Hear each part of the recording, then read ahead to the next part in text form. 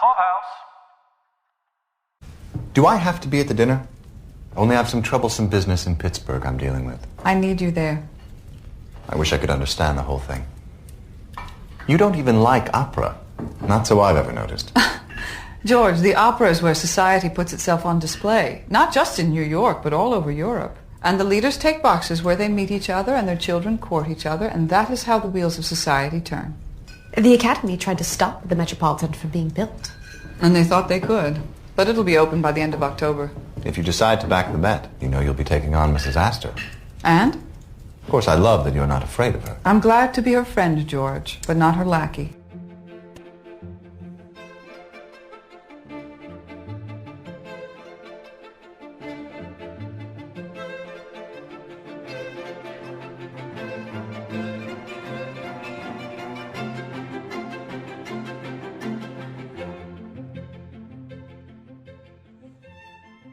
Welcome to New Money, Old Rules, the Gilded Age Podcast. This is Caroline. And this is Mike. Tonight we're discussing the long-awaited Gilded Age Season 2 premiere, You Don't Even Like the Opera.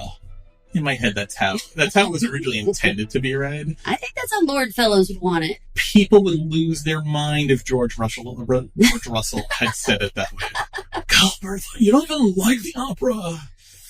This episode, like all of the episodes, except for one of them, was written by the series creator Lord Julian Fellows and was directed by Michael Engler. Michael Engler, you may recall, directed 5 of Season 1's episodes. So this is episode number 6. Nice. Just a community note, if you want to continue the conversation and get some extra history notes, please join us on Facebook in the Gilded Age fan group, HBO series. We know this is overdue. Just a little housekeeping. It's silly to pretend otherwise. As we were preparing to get ready to begin recording, because we've got screeners and we'll be back on track in a timely fashion pretty soon, I went and moved. And so my entire setup and recording studio has been in boxes. It kind of still is. This is a new area. It's not fully, zhuzhed up yet with soundproofing and all of that. But we're making the best it can. And then I lost a very important person to me. Well, not person. I lost my cat. Elvira was a wonderful cat, and she passed away, and I was devastated, and I'm very heartbroken still. And literally happened just as we were getting ready to record the first episode. So it's been a bit, and it's been a lot. And we appreciate you guys being patient while we took time to get ready to get this out because, life was happening all over the place. So for sure, there's a lot going on. And I know our Gilded Age fan group wraps their arms around you, Mike, because I know that they are supportive of our podcast and supportive of our personal biz. They've always been very nice and great. So we're real human beings. With real stuff. With real stuff. Hey, speaking of, every time we talk about this show with you guys, we're going to assume that you've already watched the episode. So we're not going step by step and recapping the episode. So you might think, hey, how come you didn't talk about that particular thing? We may touch on it on another episode, or it may just be something that we didn't feel like we related to or needed to talk about. So if there's something that we skipped but you would like us to go back and talk about, please shoot us a little DM or something over on Facebook or on Twitter, now called X. For this is my first podcast I've had to say that, so that kind of blows my mind. I still say I just say Twitter. Well, you guys know where to find us, so we're please. On Instagram too, Facebook also. Yeah, so come on over, check out Pod Clubhouse. We've got lots of other shows that we're covering as well as live events. So if you wanted to know what was going on in different cons, check out all of our different podcasts. Oh, and not to gild the lily, but the best way to get in touch with us that we'll definitely see is leaving us a 5-star review over on Apple iTunes podcasts or Spotify podcasts, because if you leave us a nice comment, we're going to read it and we're going to say thank you for reading it. So if you want to say something, leave us that 5 stars. And as long as it doesn't say mean things about us, we're going to read it on the air. Well, on that note, let's get back to the Gilded Age. Mike, It has been a long time. I feel like it's been forever since we saw some of these characters. So one of the things we did in our preparation for this season was we did go back and do a little rewatch, revisited our notes, revisited all of our characters. I was really happy to get to see them all again. I really felt like the tone of this season just started off lighter and brighter and like old friends. Like I wasn't just meeting these people and getting them out and out of the homes that we saw them in all of season 1, being in the churches for the beginning of this episode. Really, like I literally and metaphorically saw them in a new light because it was so shiny and bright compared to those dark homes they've been in. Quick. Don't even think about it. Yes. How many months do you think it has been between the season 1 finale and the season 2 premiere? Oh, gosh. I want to say it was cold the last time we saw them, I feel like, or something. But I know we're in the spring now. I know this is Easter. So I'm going to say at least a few months, 3, 4, 5, something like that. Well, in the show, I mean actually broadcast, real life time. For God's sake, I don't know. It's been a year and a half. It's been a year and a half? Roughly, it's like 17 months and change. You guys, that's a long time since we've talked to you. Yeah, it doesn't feel that long. When I went back and I was like, I think the finale, season 1 finale was like end of 2022. It wasn't that long ago. It was like March of 2022. Wow. That's been a really long time. Well, let's dive into the show time. All right, time to get into the episode. Focus. All right, let's get to it. Episode picks up roughly 6 months after the season 1 finale. We even talked about in our season 1 finale coverage, which you can go back and listen to at wherever you listen to podcasts. It's episode 9. Let the Tournament Begin was the episode. We had guesstimated that it was roughly about October. So now we're picking up roughly 6 months later. It's Easter Sunday, 1883. I went and looked for you guys. Easter Sunday in 1883 was March 25th, 1883. That's where we're at. So if it was October in the end, that's like 5 months, but I really think we're like 6 months here because I think there's even a comment that Mr. Scott says about it being 6 months, maybe thereabouts, since all of Peggy's troubles and heartbreak and journey began. So, like I said, episode picks up with everyone in their Easter finery, lots of bonnets being pulled out of boxes, lots of satiny, beautiful, colorful dresses. I gotta tell you, it was like costume porn for me when they just kept like revealing these beautiful hats, these beautiful gowns. I mean, they were so gorgeous. I appreciated the entire like C and B scene, a scene of walking to church. And I mean, I'm familiar with the musical Easter Parade, and that's all I was thinking about was just this idea of them like walking along and presenting themselves after like a winter's like hibernation, and like now we're like bursting out with our colorful outfits and everybody's sort of like checking everybody out. It feels like very first day of school-y to me. Very, very much so. It's also like Easter eggs come to life. Oh, well, they wear colorful dresses, that's for sure. Very Jerry much. Astor, whoa, man, that was a turquoise dress if I ever saw one. Which is interesting because then you compare it with the first glimpses that we get of Peggy, who is in morning clothes. She's I mean, the dress is beautiful, but it's that dark purple and it's the black, and immediately you're thinking something horrible has happened. My God, what has happened with Peggy? For sure. Before we get into that, I think we're gonna actually tackle Peggy first. We have to just say, Gladys, what are they doing with this poor girl? Her costuming. Here's the deal. Her age? Is her costuming a metaphor for the naivete of age? Or maybe even the awkwardness. Like, she doesn't know how to dress yet. She doesn't know how to, like, style herself or put herself together.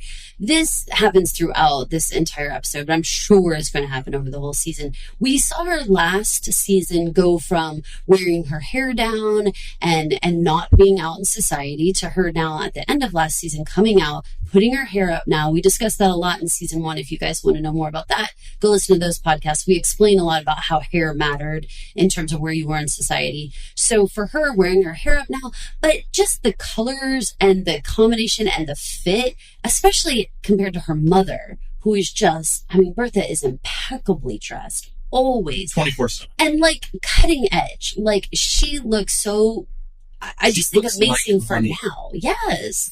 But I mean, even now, like if you saw that woman walking around down the street, well, you would think like the style of the dress would be like old fashioned, but the actual like color choices and the way that it fits her, oh my God, just impeccable. But Mrs. Astor, though, also old fashioned but expensive, though. If not for the bustles, I think Bertha Russell and Mrs. Astor, you would see them in the modern age, and yes, you would think outdated, but expensive. You would say they are rich ladies, but their bustles are insane. Well, and they also have these very classic choices, what they make. And so for them, like, I mean, you're right that like the fit or certain things would be different now. But honestly, the colors, the fabrics, I mean, beautiful, just gorgeous. So yeah, I mean, Gladys, we're looking at you. We're feeling really bad for you. I think about this. I'm certainly, I understand the power of costume, but I'm not a fashionista. I'm really not in any way, shape, or form, but I did notice Gladys, very awkward. I think that's a great word for it, because it's older, but it's still not really put together. It's certainly, when you contrast it to her mother, not put together. But the interesting contrast, and I'm curious what people think about this, if you guys picked up on this, compared to Marion. We took Marion over the coals a lot in season 1 about her outfits. Just weird shears over fabrics and some odd choices that were also awkward, or at least not high society New York. Certainly not. Right? Because she wasn't. She was very much an outsider. I think she looked fantastic in this episode. And, spoilers not to get ahead, but in the next couple of episodes, I think she looks fantastic. Like, they have improved her dress game because she's older now, and she's wiser to the ways of New York. Her experience with Mr. Rakes and nothing else seem to have left her in a better place, fashion sense, and fashion is important in this world. Like it or not, it is important in this world. Right, because it's a status symbol. And so that's what it really is all about. And especially, I think what you're talking about with the awkwardness and the sort of transitioning, I think that what it does for me, and I think a lot of audience members who maybe do really care about the costuming, it tells you a lot about where their character is in their growth and in their understanding of expectations and meeting those expectations. So of course we're going to have Gladys looking all uncomfortable because she's not, like even really comfortable in her own skin yet. She's not ready to take up space as an adult woman in society. She's still arguing with Bertha about whether or not she can go to things, like we're still doing that dance. So I think that there's a lot that they did show in their costuming, in just their growth in general and where they are status-wise in society. This is a perfect place to pause because we didn't say it up top. At least for the beginning of these episodes, these first few episodes, while the SAG strike continues, we are actively not interviewing anyone from the show. We had a long debate whether or not to even cover the show in real time because we, from the moment that the writers went on strike, have stood in solidarity with them. We have avoided commenting or promoting, which is a big part of what we do as a podcast network that largely talks about pop culture and entertainment, movies, and television. We think it's right to cover the show in the way we do with the recaps, but whereas we'd be trying to have on Carrie Coon or Morgan Spector or any of the other super, wonderfully talented cast, but even the behind-the-scenes crew, we're actively trying not to do that right now. We want to stand with the actors. We think their cause is righteous. We think they need a fair contract that protects them and their legacies. The AI stuff that the studios are proposing is really terrifying. As someone who does not like AI to begin with, what they're proposing to do, I think is horrible for artists of all stripes. So it would only start with actors. So we stand with them very much so. So you won't, I thought of this because I was going to say I would love to get the costume designer on the show. Right. And hopefully one day soon we will be able to, but at least for right now, none of that is going to be coming. So you're just stuck with Caroline and myself for the time being. Which we know you're super happy with. But I can do voices. I can be like, it's me.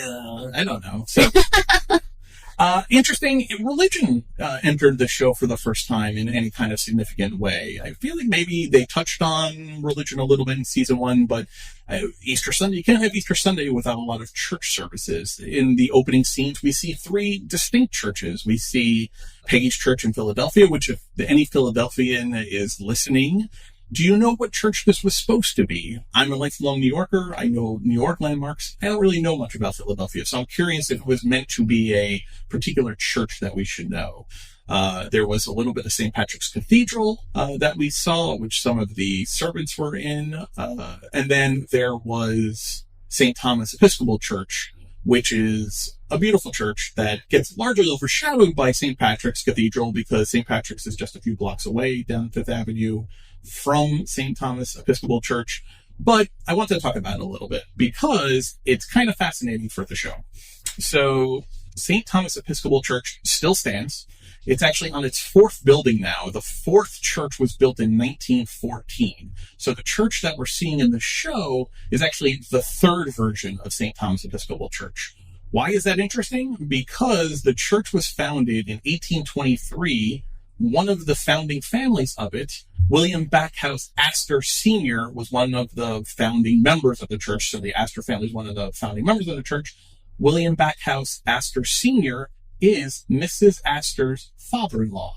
So I thought that was, they got to walk very far up. Caroline and Mrs. Astor got to walk very far up to a very nice pew. It's because they literally helped found that church. So after the destruction of the second church, they moved the church uptown to where it stands now at 53rd and 5th. The church was opened in 1870. And that's the church that we're seeing them in now. The current church is also still at 53rd and 3rd, but the third church, the one that the show is taking place in, was actually destroyed by fire in 1905. The only thing that survived was the altar cross and a tower that stood on top of the church. The only things that survived the fire and the water damage from it. 2 months after the church was destroyed in 1905, the parishioners built a 1,200-seat chapel on the ground of the former church, and they used the altar cross underneath it. So it existed underneath it. So it was still there. And so when they decided to rebuild the church and they decided to keep it in the exact same location, they built the fourth church, which opened in 1914 on the same footprint as the third church. So it was just kind of cool. You can read about it. I'll put it up on our Facebook. I'll put up some more pictures and what it looked like back then. But again, I love when the show takes the real and really places our characters, our fictional characters, right in the world with the real characters. The Schermerhorns, the Astors, they would have been attending services here. We just didn't get to see them in their particular pews, but it's kind of cool. But even Mrs. Astor getting the front pew, society dictates all that, just like the Academy of Music. They get the best box at church because they helped found the church. It's an old society church. It's an old money church. Do George and Bertha, maybe they're going to go build themselves a brand new church one day. Who knows? Yeah, so all those pews are bought and paid for. So we know that's how they raise money to keep the church going. Families actually choose and pay for each of their pews. So, of course, the Astors would have, I'm sure, the most expensive and nicest pew right up front. But it was interesting to see the servants in church. Again, I thought that, them joking around with Borden and doing all the things they were doing, it really just added this lighter tone to the show than we've seen. We've not really seen them ribbing each other and being outside of the kitchen and not being in that same, sort of work mentality of hurry up, we got to do this. They were just socializing and in bright, light, daytime type of settings that felt... Not in their servant clothes, not in their chef or butler or ladies' maid. They all felt more real in an interesting way. I was having a little bit of a strange feeling about it because in some way I was feeling like they were feeling out of place in time because suddenly they felt so much more real. It wasn't like I was being told a story about these people who were in this house or houses across the street from each other where those people seem like they never left there. It's like your teacher. You think she sleeps at school. It seems like these people never had any life outside of being, at work. And so to get a chance to see them outside of work and see them actually doing things of their own personal nature, like going to church, I just think gave them so much more dimension. Taking the time to show that really adds to the world building, though, because of what you're saying. Chef Bourdain, or just Borden now, or Josh Borden from Kansas, he exists now outside of the kitchen. Church, Bannister, Bauer, they all exist outside of there because we have dropped in on them in their personal time. It makes you able to get immersed into the show and buy into the fantasy of the show more because they become more than just one or two dimensional characters. They become fully fleshed. Now I care more about Borden and the fact that he's still getting ribbed about living a French life for all those years, or the way Jack is taking the time to, make eyes at Ms. Weber and make plans for a later date, which would be hard when he was in his fine livery, outfits, serving Agnes and Ada. It would be hard for him to go across the street and make eyes at Adelaide. Now, this is his personal time. This is his off time. He's not working, so he can actually talk to her and make a plan to see her. It really helps buy into the show. So yes, let's take the time and do that. This episode was much longer than the episodes we had last season, so it also allowed it to breathe more. And episode 2 is also longer than the normal episodes. And that's not a premiere. You would expect episode 2 is going to be a more standard length episode. It was a bit longer than your standard episodes last season. I like that because that tells me they're going to let the characters breathe and the stories breathe, and it won't be so concise. One of the things we wish were different last season, I think, was that it went too fast. There was too much to cover with only a 9-episode season. Season 2 is only 8 episodes. We want to get all of that. We don't want it to go by. So make the episodes longer. Let the characters breathe. Let's not just hit the high points. Let's dig into the bone marrow a little bit. Well, and I think also we had a lot of urgency about every matter that was going on last season because the Russells in particular were brand new, taking in on this whole scene where now they're here. And now we're starting to kind of scratch away at the old money in a way that feels more methodical and sort of measured instead of full on assault, which is what Bertha was having to do to just break through that first initial part. So I think you're right. I appreciate the breathing room. I appreciate that, Lord Fellows was always a storyteller who wanted you to care about these characters. Right. And giving us this extra time with them allows you to develop a relationship with each of these people. I care a lot more. I was indignant about the fact that Jack was talking to Miss Weber. I was like, where's Bridget? You were very upset. I was mad, you guys. I was like, what happened there? So, as we talk about our characters, I'm really wanting you guys to give us some feedback about who are you starting to relate to? Are there people like say Marion, who maybe at the beginning we were sort of she seems sort of like she's our little audience proxy as a part of their thing where everything has to get explained through her all the time. She would ask those questions like what is a dress? And then suddenly someone would have to answer her. And it would seem so silly, but they were trying to answer for us. Now I feel okay, we're all on the same page. We're all here. We all know all the characters. Now we get to really go with them on this adventure. And even with the show's metaphor of new money, old rules, new rules, last season had to give you the extremes of it to show why it was important for Bertha to put herself through that and her family through that to try and break through. Now we get to see how the battle plays out in actual situations, right? Last year first season, it was the large concept of we've been here for multiple generations of wealth. You are brand new wealth. And so we think you're less than. Now we get to see actually play out in real scenarios. It's not just the thesis statement, but now we're getting the arguments for what does that actually mean? What does it mean to be old money versus new money? I've got no money. I don't get a box at any of the academies or metropolitan opera houses, but that is a great use of the metaphor for the show because the Academy of the Music versus the Met was a real life scandal that really epitomized the old guard and the new guard that would not be denied, that they had too much money to be ignored. So they went and built their own sandbox. They no longer needed to get the approval to play in the old money sandbox. It's a genius move to use that real example as a way of explaining and demonstrating the entire thesis of the show. But we're not at Opera Wars yet. Let's go through some new faces, and then we're going to talk about Peggy first.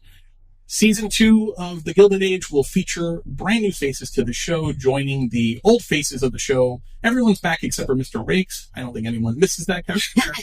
But maybe he will be back because he's getting married in a week. That's what we heard. That's what we heard from... Scandal, man. Scandal. From Reverend Matthew Forte, played by the fantastic Robert Sean Leonard, who I always think of fondly from The Poet Society and House. He was always House's stalwart friend for reasons passing understanding. But he's great here. I really liked him. I think, you know, as someone who is also always searching for a wonderful bowl of New England clam chowder, though he a Boston transplant and me a lifelong New Yorker, we have chowder.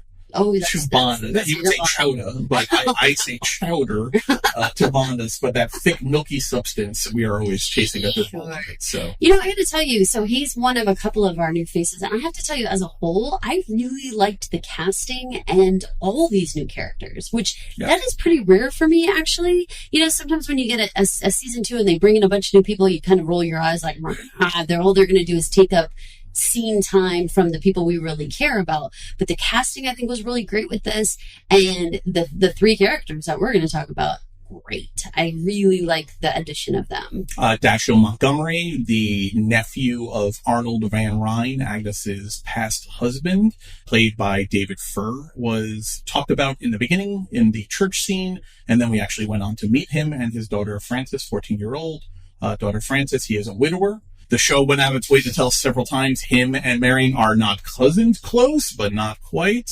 Definitely not blood related. They said that so many times. Related by marriage, not by blood. There is no way these two do not have some massive chemistry. And hey, I don't want to skip over the Reverend without mentioning that I felt a little bit of shocky chemistry between Reverend and Ada, which is like, okay, I like the idea that she could find someone who would be like a compassionate, kind, nurturing kind of man who I want to think this Reverend would be. And I think Dashiell is just bringing this, I mean, if we just go on names alone, you guys, Mr. Rakes last season, I mean, I was like, come on, you're calling the guy a rake? Give me a break here. But then now you have Dashiell, like dashing, handsome Prince Charming, like the smile on her face, you guys, as she's saying all the words. It's undeniable. I mean, come on, right? And he's got this little daughter, Frances, who's adorable. I think she's cute. She could be trouble, you guys. She could be trouble. You always gotta have like a little rapscallion in there to cause some trouble. But I think Dashiell is a great ad here. Again, I'm just really happy with the casting here. I was like, they were solid. I think no one made you happier of the new characters, actually. I think you were really taken by Jordan Mahone playing Samuel Spring as we move towards Peggy's story. First, before we get into Peggy, let's play this clip, and then we're going to get into Peggy, because I think this clip is a great start to where Peggy is, and a good kickoff to discussion of where is Peggy going. Keep it. I mean it. Love this bear. His mother should have his favorite toy. His other mother. She loved him. My Carlotta. She loved him. She nursed him and she caught the fever and she died with him. Shall we go downstairs for Easter dinner? I have a gift for you. Here's a photograph, if it wouldn't be too painful. Don't you want to keep it? I have one of them taken later with my wife, not long before they died, just as I remember them. I appreciate your kindness. So do I. I mean it. We share a child. A bond no one could even try to understand. That's why we came. We shared a child, a bond no one else could even begin to understand. I was a little heartbroken in how this played out. I think I understand narratively. I think I understand logically and objectively why maybe it had to be this way. But this seemed so unbelievably sad, given how Peggy's season 1 ended, learning this child that she's already grieved for, and a mother or a parent who loses a child, I believe grieves every day. The grieving never ends. To learn he is alive, only to find out that had she just gotten there sooner, maybe he doesn't pass away, but yet he is taken by scarlet fever along with his adoptive mother. just heartbreak after heartbreak. When does it end? When does it end for Peggy? What did she do karmically? It feels like it's almost like she's being intentionally punished at this point. This felt like a reset for Peggy. Like, we were like, okay, so here's what her story is going to look like at the end of season 1. And then they took this entire storyline and wrapped it up so quickly that it made me be like, maybe I didn't get what the storyline was actually about. And that's what brings me to Samuel Spring. I guess, we all thought the story was Peggy going to go find her child, and her and Audra McDonald having such a pairing, to be able to go out and do this adventure of going to find this child and everything. But I think it's going to be about something else. And so I feel like getting Peggy to be able to be back in the Van Ryan house, obviously huge. But then additionally, this character of Samuel Spring, he was so genuine with Peggy. I felt so like renewed hope for the world, I swear to God, when they were in church and the preacher was welcoming Peggy. Like, if you think about this time of society, the idea of Peggy, a single woman here, sitting in church with an adopted father next to her, no shame. No, like, side eye at them. No, like, well, you gave up your child. But, nothing, you guys. Like, there was no negativity surrounding the adoption. No negativity about the fact that we know what Arthur did. But even Peggy herself, like, nobody shunned her. Nobody acted like she didn't belong there. Anything. I thought all of that was actually, like, extremely heartwarming and made me feel like just so much compassion for this situation.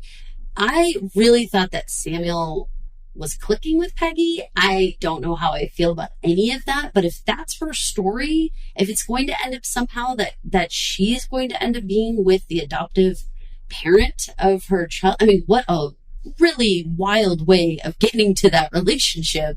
But that's a story to tell, It complicates it if that's where they go. I have a couple thoughts on this. I think it's very complicated. Because, remember, she does have T. Thomas Fortune back at the Globe, who's married, or at least the real character, the real human was married. They were unclear about it in the show, but it was something we discussed, I think, briefly when he was introduced. But there was undeniable chemistry with him in the time that we got to see them together.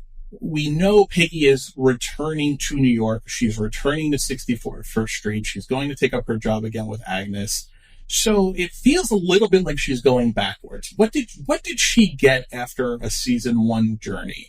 She's gotten fresh grief, a scab ripped off her heart, lost a child in a very real way. Again, never closer than when she got to put her hand on his tombstone. Oh God, I thought his toys. Oh my God. Oh, playing with Mr. Bear. Oh my God. But even again, like, what a generous person Samuel was to say, take the picture, take the bear. A mother should have their child's favorite toy. Yeah. And even his mother, like the grandmother, could have been like, get away from his stuff. That was our little boy, and you gave him up for adoption, so get out of here. Right. None of that. To the extent to say, I wish you had come sooner. I know. Maybe you would have been able to take him away before the scarlet fever got him. And it's Arthur. Oh. Arthur who's dealing with his own chains right now of guilt and regret and anger. And Arthur's still mad. He's still mad that he's being in the doghouse on this. But I think he's wisely tempering it with grief and sadness here. But even says, please don't even say that. Don't even speak that into the world because we'll all go mad. I think it's because Dorothy will literally kill you in your sleep. But I get the sentiment of, we can't even imagine that had we shown up, had I called the woman I handed the baby off to and all of this moved faster, that little Thomas would still be alive. 3 years old is far too short a time to spend on this earth. Speaking of Arthur, I think, Peggy obviously is the bulk of this story. Oh, let's stay with Peggy for a second, because I think we need to talk about Dorothy and Arthur. So yes, while they are recurring characters in the show, in this particular storyline, I think they're extremely important because a parent's loss of a child is insurmountable grief. A grandparent's loss of a grandchild, though, maybe it's not the same, but it's a pretty close second. You have to imagine Arthur got to spend some time with the boy, at least insofar as knew he was alive. Mm-hmm. His heart was whole because Peggy and Dorothy spent all those years, 3 years, thinking the boy had died. Arthur didn't have that pain. He knew the truth. Mm-hmm. Dorothy didn't. So Dorothy has been now doubly robbed of her grandchild, lied to her face for 3 years. Man, she shares her bed with, shares her life with. The man who saved her life to begin their relationship, and he does this to her. That is a pain that even a parent-child can't appreciate. That's hurt that Dorothy is feeling on a level that even Peggy can't identify insofar as what her father did, because that's her life partner for how many decades at this point. He finally says he's wrong, which, how is it 6 months and you're only admitting now that you're wrong? Good God, man. It's not enough. It's not enough. Dorothy, I don't know that saying you're wrong at this point is going to be enough ever for Dorothy, because even after she tells that story to Peggy about how her father stepped out of the shadows to stop those two men from accosting her and literally saving her life, she says it with a sadness because it doesn't make it better. Even with that, what he did is so wrong to her. But then even Peggy's saying, I believe you're sorry. I don't believe you meant any of this in a malicious way. But what does it change? He's still dead. Yeah. He's still dead. So what does it change? I need a break from this trio of regret, she says. Yeah. Oh my God, what a great line. But also, of course, we all know that scenario where you're locked in a room, it feels like a literal cage with people where it's just misery all around and it just cycles one person to the other person. That trio of regret, it's just an unending wheel of sadness and anger and misery. I get why she needs to get out to 61st Street, because that house in Brooklyn is a tomb right now that she needs to get away from. Absolutely. And you know, I think it's a really good question for all of us audience members to ask ourselves, like, could you forgive if you were Dorothy? Could you forgive if you were Peggy? Like, would you be able to move on with your life? I really thought that Dorothy's story about the protection really mattered, because a lot of the conversation we're going to have moving forward in this season, especially having to do with Gladys, but also having to do with Marion and probably Peggy, about the idea of marrying for security, marrying for protection, whether it's financial protection or whether it's physical protection. And when you realize that the man you chose isn't actually going to protect you and might actually be the enemy within your own home, I mean, talk about like pull the rug out from under you. So really stop and appreciate this story. If you guys kind of breezed by it, because it was quick in a way, and it was kind of a surprise to, I think, to most audience members, because again, we didn't see this child being dead. We didn't see them not actually going on this journey at all. That was all just. It feels icky to say. I wish I had seen it, and I'm a little angry we were robbed of it, that it took place off screen. It feels weird to say. You don't want to see a baby die in such a horrible thing, but also that journey, I felt so invested in that journey. And that moment of her, when Dorothy says at the end of season 1, we'll go to Philadelphia and find him together. And she looks at her mother and says, you're going to come with me? Like, you're choosing me over Dad? Like, it meant the world to her. And then we didn't get any of that. We didn't get to see any of that. Yes, I know things have to happen off screen. This is not the Truman Show. We don't get the 24-hour feed. But it feels so important as to have been robbed of it, which then makes me go back to my original question. What is Peggy's narrative? What is her story? Is this a reset? Because Peggy is now returning back to 61st Street, very much in the exact same position that she started season 1 in when she came to 61st Street the same way. The only thing is, like I said, she has new horrible grief, very fresh, that 6 months doesn't seem to have doused at all. And maybe she has Samuel Spring, but that requires him coming up to Philly. But maybe he does, because he doesn't have his wife, he doesn't have his baby. So maybe Samuel Spring decides, let me go north a little bit to head up I-95. That doesn't exist at this point, and won't for 70 years. But, head up to New York City and see how she's coping, or check in on Peggy or something. Repay the kindness, because the Scotts stayed with the Springs. So maybe Mr. Spring comes and stays with the Scotts in Brooklyn and complicates her life a little bit. But otherwise, what is the point? I'm going to throw this out there to you. If you recall, one of the big things that Arthur wanted to do was hand his business down to someone. Mm. And Peggy's not interested. Mm.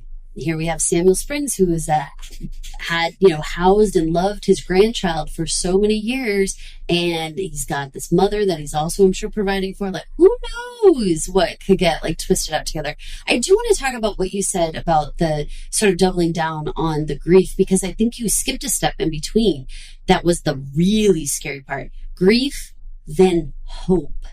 She had hope. Hope is always worse. Hope. And you know why it made me think of it? Because we covered 1883. And there was a lot of conversation we had about the danger of hope, and that they cautioned a lot throughout the show about be careful about how much you put your heart into something, because chances are, especially during this time, you have to remember back to this time frame. And again, if you guys didn't listen to our 1883 coverage and you want to know another part of this time, you should definitely go back and watch 1883 and listen to our podcast, because it is this same time period, but out on the frontier, out with the pioneers, out doing the wagon trail. The Oregon Trail, essentially. The whole thing. And so you're seeing things happening at the same time, but in a very different way. And one of the things that I noted was definitely how death was handled, because, we have the same year, we have people who lose important people in both stories. And in the Gilded Age storyline, because of where they are societally, they're actually allowed the luxury of grief, where they're allowed to mourn the death of people in their family that they love and lost. In 1883, the show, because these people are literally just trying to survive, they don't get that luxury.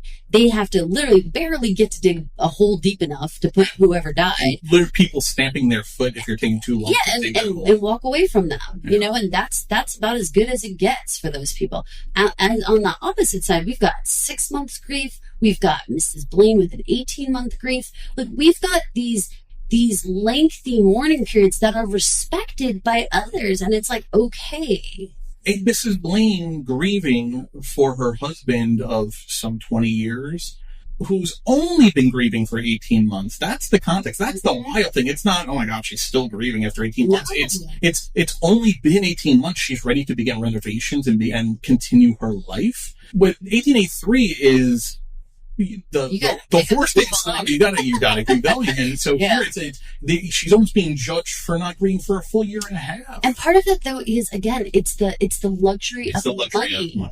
You have the money to have the time to yourself, and people respect that in order for you to grieve. Very different. It is a nice very different. Both taking place now, having this show moved into 1883. It is an extremely interesting parallel. My brain goes up to the Van Ryns and Russells in New York, and maybe, sending a telegram or something out to Montana or to Colorado to try and get one of these pioneers. It would take months to get there, and never mind it, they're trying to survive a winter or raids or bandits. Bass Reeves Lawmen just premiered on Paramount Plus. That takes place in that same time period. So if you're looking for something that's happening right now, go watch Bass Reeves. It's taking place in that same 1800 late 1800s time period, but in a world that these people in New York on the Upper East Side would not recognize as even it would be incomprehensible to them. Well, they're not their contemporaries, the way that when we're watching the shows, they are contemporaries, but they're so different. Right, they're so different as to, I think Agnes Van Ryn would think she was watching some kind of caveman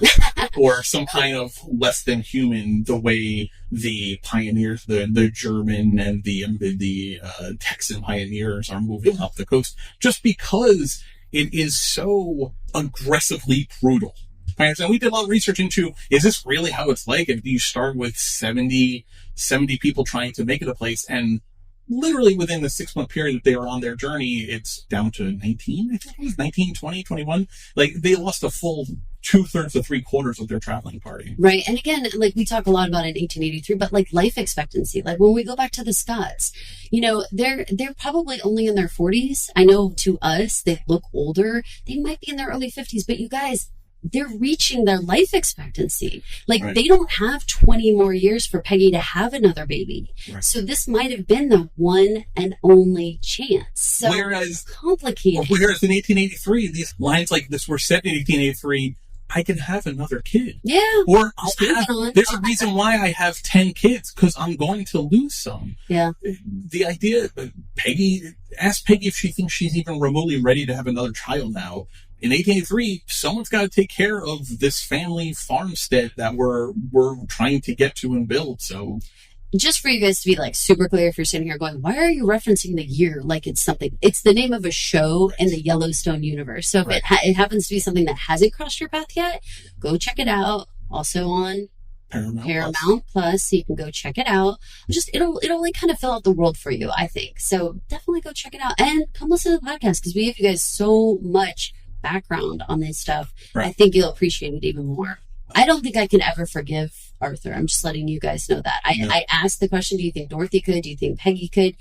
I don't think I ever could, because that level of keeping information from me for years. What wouldn't he keep? And the intensity of the lie. Like you said, a baby died. You know what I mean? Like this was so big. And when you think about it, like I just told you guys that, Arthur wanted Peggy to take his business over. Think about all the manipulation he did to her, trying to get his own dream accomplished, and how much he's just ripped apart his family. I mean, it is kind of mind-boggling, the damage he did. I don't want to dwell on this more than necessary, but I'm curious what your take is or was on the photograph.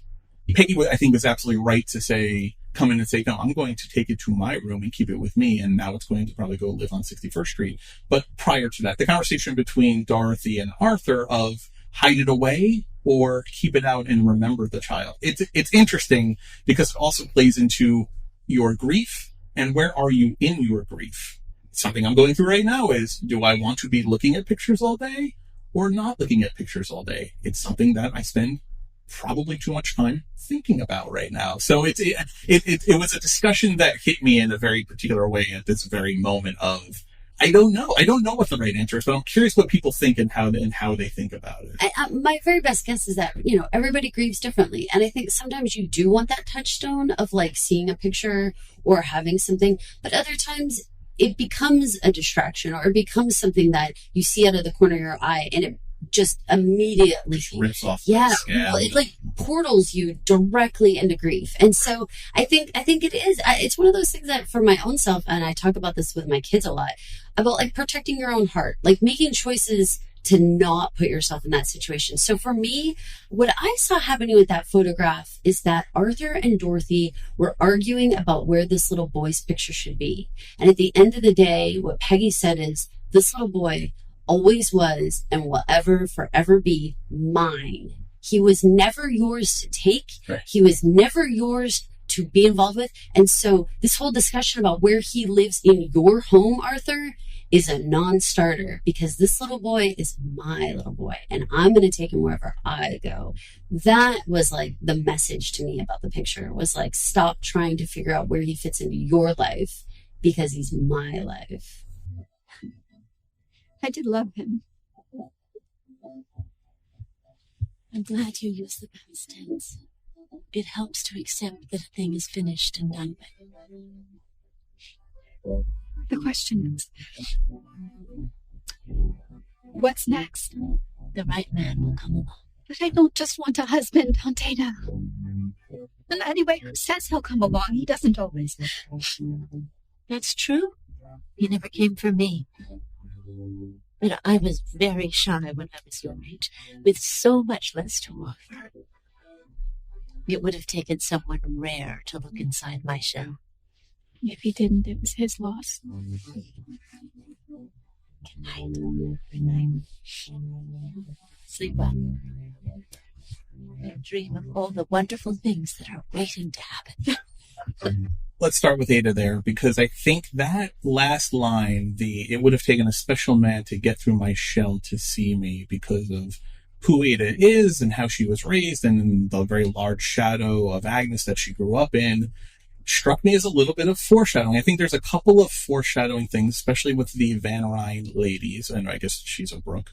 But in that household, I think there's some foreshadowing there with the it takes a special man to get through my shell to see me, with what you were hitting on before with the new character of Robert Sean Leonard and Reverend Matthew Forte.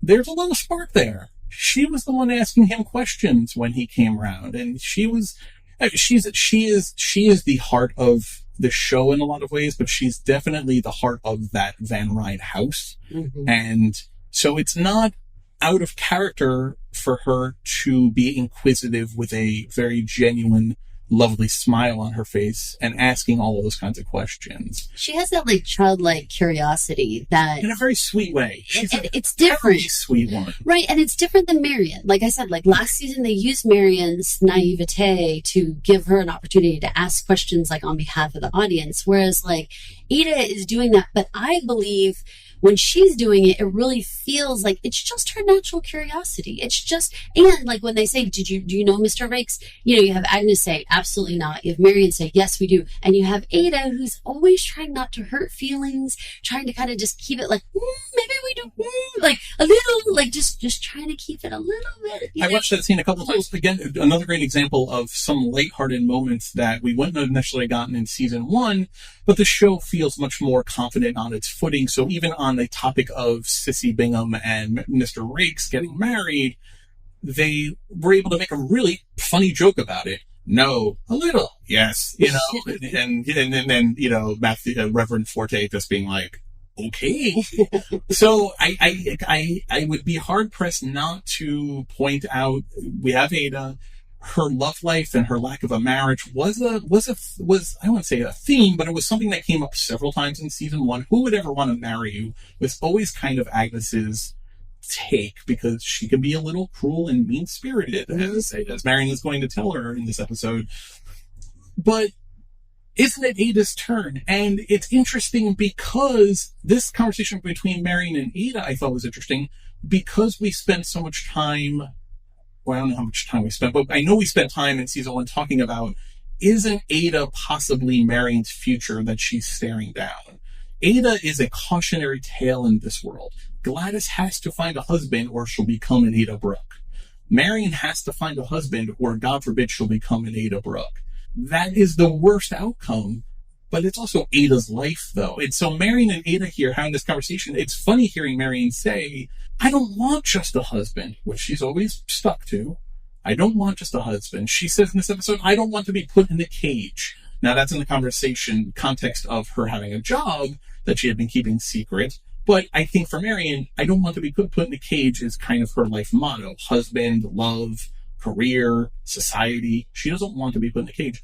She didn't grow up in this. And right. I think that's an important point to remind our audiences that, like, you know, remember, guys, she is coming from a different life. She didn't grow up in the city. She didn't grow up with this money and with these expectations that are, as we learn with our conversation between Oscar and Gladys, like, there's a lot of expectations placed on these women and then what they have to put up with after that. So, the line was funny to me that she says, I don't want just a husband, Aunt Ada. But then she says, and also, he may not come. So she's kind of hedging her bet. She's like, I don't want just a husband. Also, to the extent that I do want a husband, there's no guarantee that the husband will come. And then I'm you.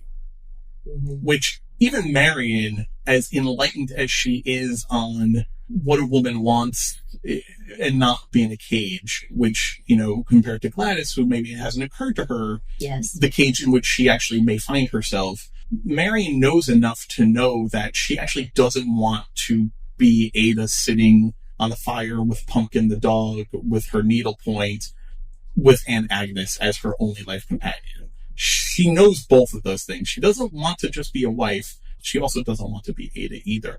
But Ada doesn't want to be Ada. She's just kind of accepted that as her lot. So wouldn't it be nice if unexpectedly through the door walked love for Ada? Or Marion. I'll take either. Or both.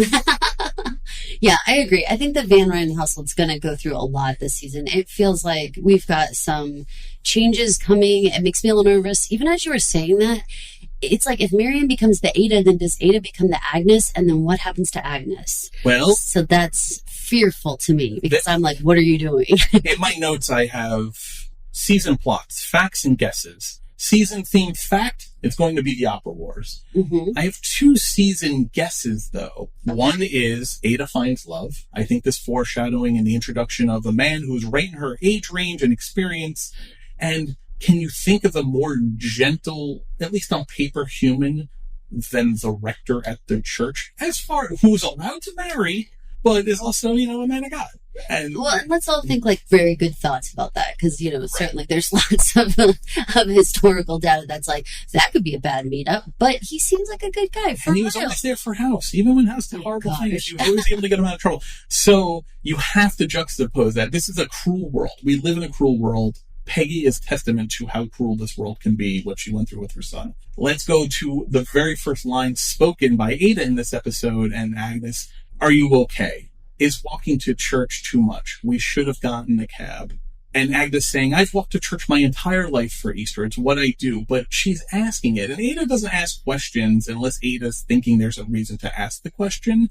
So she's sensing something in Agnes that's prompting to her to ask a question of, we're getting old. She says, we're getting older. And that's kind of her cover. But there's more to it. We're getting older has more weight in this scene, even though they're covering it with humor and the beautiful dresses. We need to keep in sight of the foreshadowing here, possibly, of Agnes, and she is getting older. Oscar's storyline, he says to John, you've got brothers, you don't need to worry about carrying on your family's traditions. I am the torchbearer of House Van Ryn. Oscar has always been aware that he needs to rise up and take over the house at some point when his mother passes. Mm-hmm. But it's talked about a lot in this episode.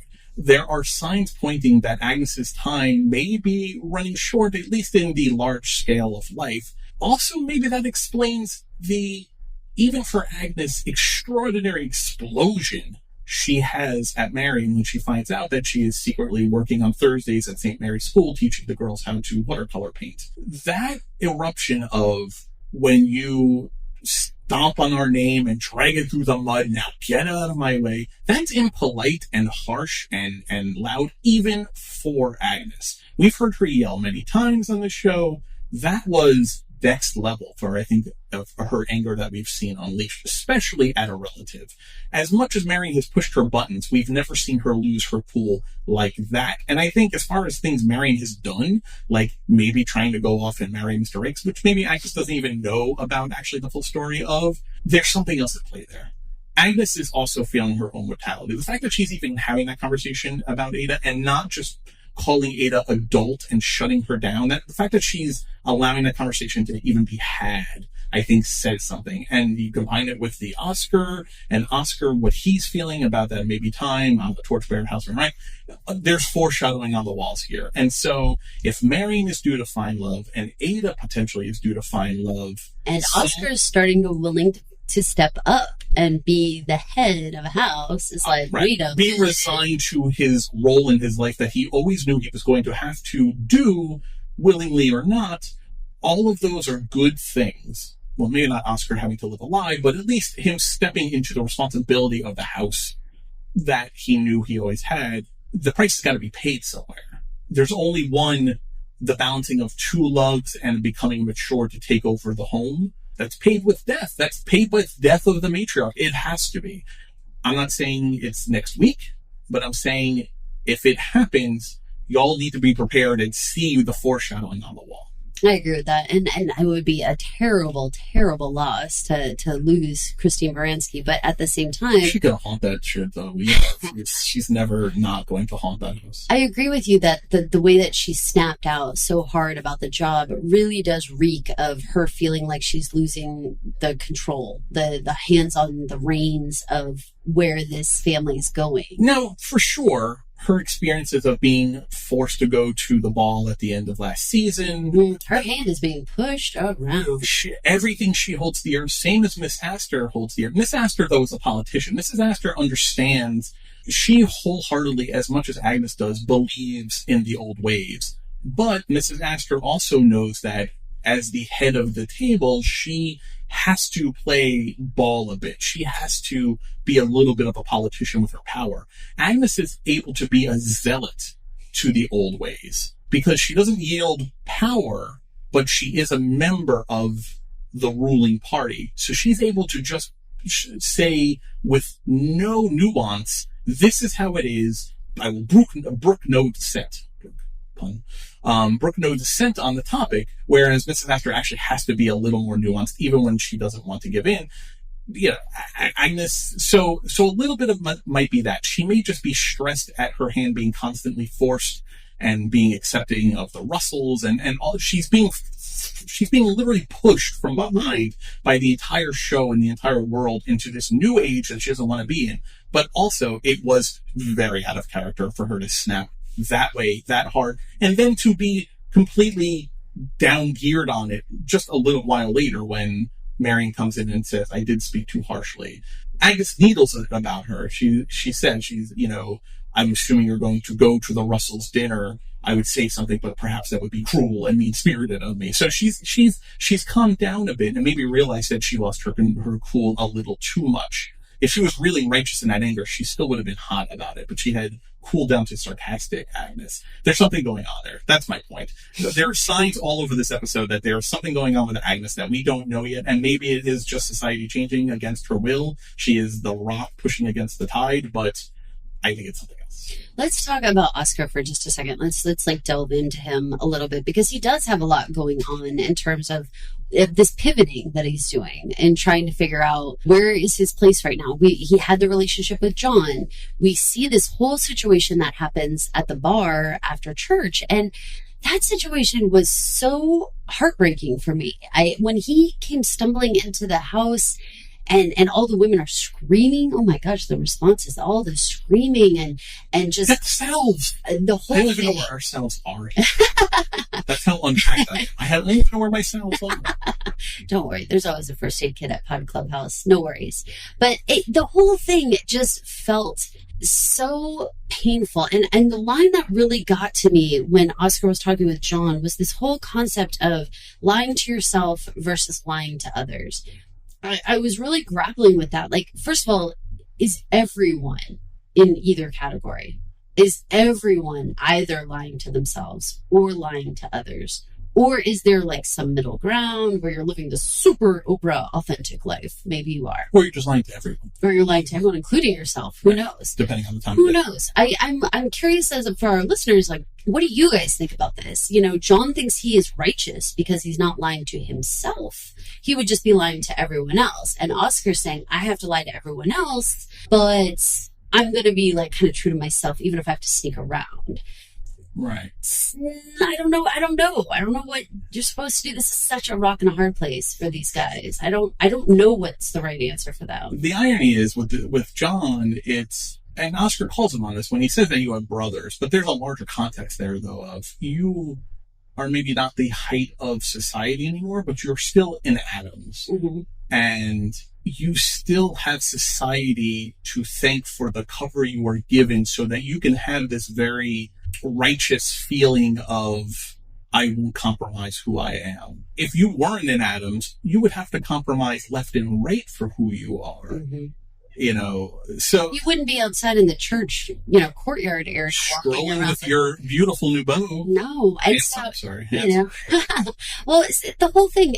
Oscar is going through a lot right now. I mean, I think he went through a lot in one episode. To be frank, I mean, he really had to. Yeah, I mean, we really saw like a new situation for Oscar, and we're going to talk about him, pitching to Gladys. I think it's interesting, Ben, we're going to play the pitch clip in a second, but it's interesting because in his conversation with John, he kind of voices it. It's time to put away play childhood things and step up into manhood the way he's seeing it and accept the responsibilities, which means really accepting a life that I don't particularly want to live, but I've always understood at some point I will have to pick up that mantle. And John being a little taken aback by it, a little surprised by it, maybe a little even doubting of it. But then Aurora Fane has the same, and Miss Kelly O'Hara was very happy to see her. She's just killing it on Broadway and in opera. And so I'm very happy for Kelly that she's back on the show. But she had the same reaction to it really kind of as John did, almost bemused, almost like, really, you? you and I have done this dance before where I've tried to help you get with a lady and make you a match, and you've kind of made me embarrassed. You've embarrassed me in how you have acted. Are you really serious? But she's also hearing the same notes, though, that John is hearing of there is a resigned Oscar. Anytime in season 1 when Oscar was plotting with Gladys or whatever, it was always in like a Looney Tunes Acme kind of way of, I can have my cake and eat it too, and it's going to be fantastic. Here it was very much like he was very low key. He was very... I think resigned. He was very resigned. Like his hair was even further down on his forehead, resigned at it. And he was kind of like, yeah, that's time to put away the foolish things of childhood and do this. So please concoct some story to allow me to have a dinner so I can pitch Gladys myself. So again, but he is still Oscar, right? He is not this huge upstanding human. He is still a morally questionable person, but at least he seems to be resigned to stepping into the responsibility which his role in society dictates that he take. This is something I want you guys to think about. I want you to think about this pitch that he gives to Gladys, and I want you to think about whether taking advantage of the fact that he knows this girl is innocent and doesn't really know the expectations on her or the societal expectations of a household and that type of thing. I want you guys to wonder about whether or not this is okay or not okay. And also think about, I think it's important, even though this is all based on an insincere pledge of marriage, because he doesn't actually want to be married to Gladys or to any woman, I think it's important to measure his level of sincerity within that context, though. How sincere is he being on these several bullet points of his pitch that he's about to lay out here? I think, spoilers, I think he's being very sincere. I think he means wholeheartedly almost everything he says here. I think some of it, what he says, he exaggerates for, but I think, I've listened through it, I think he's being actually really sincere on a lot of the things he thinks he can offer Gladys as a husband. I know there are men out there who are younger and richer than I am, but we would live well. You would choose your own friends, run your own house, manage your own life. Isn't that what you want? Very much so. And I'm not a bully. I'd never force you to echo my opinions, parrot all my views. Of course not. Most men would. That's true, I suppose. I am happy to be henpecked, as long as you're doing the pecking. We'd have fun, Gladys. I know we would. I want us to be happy. Very happy, and I believe we could be.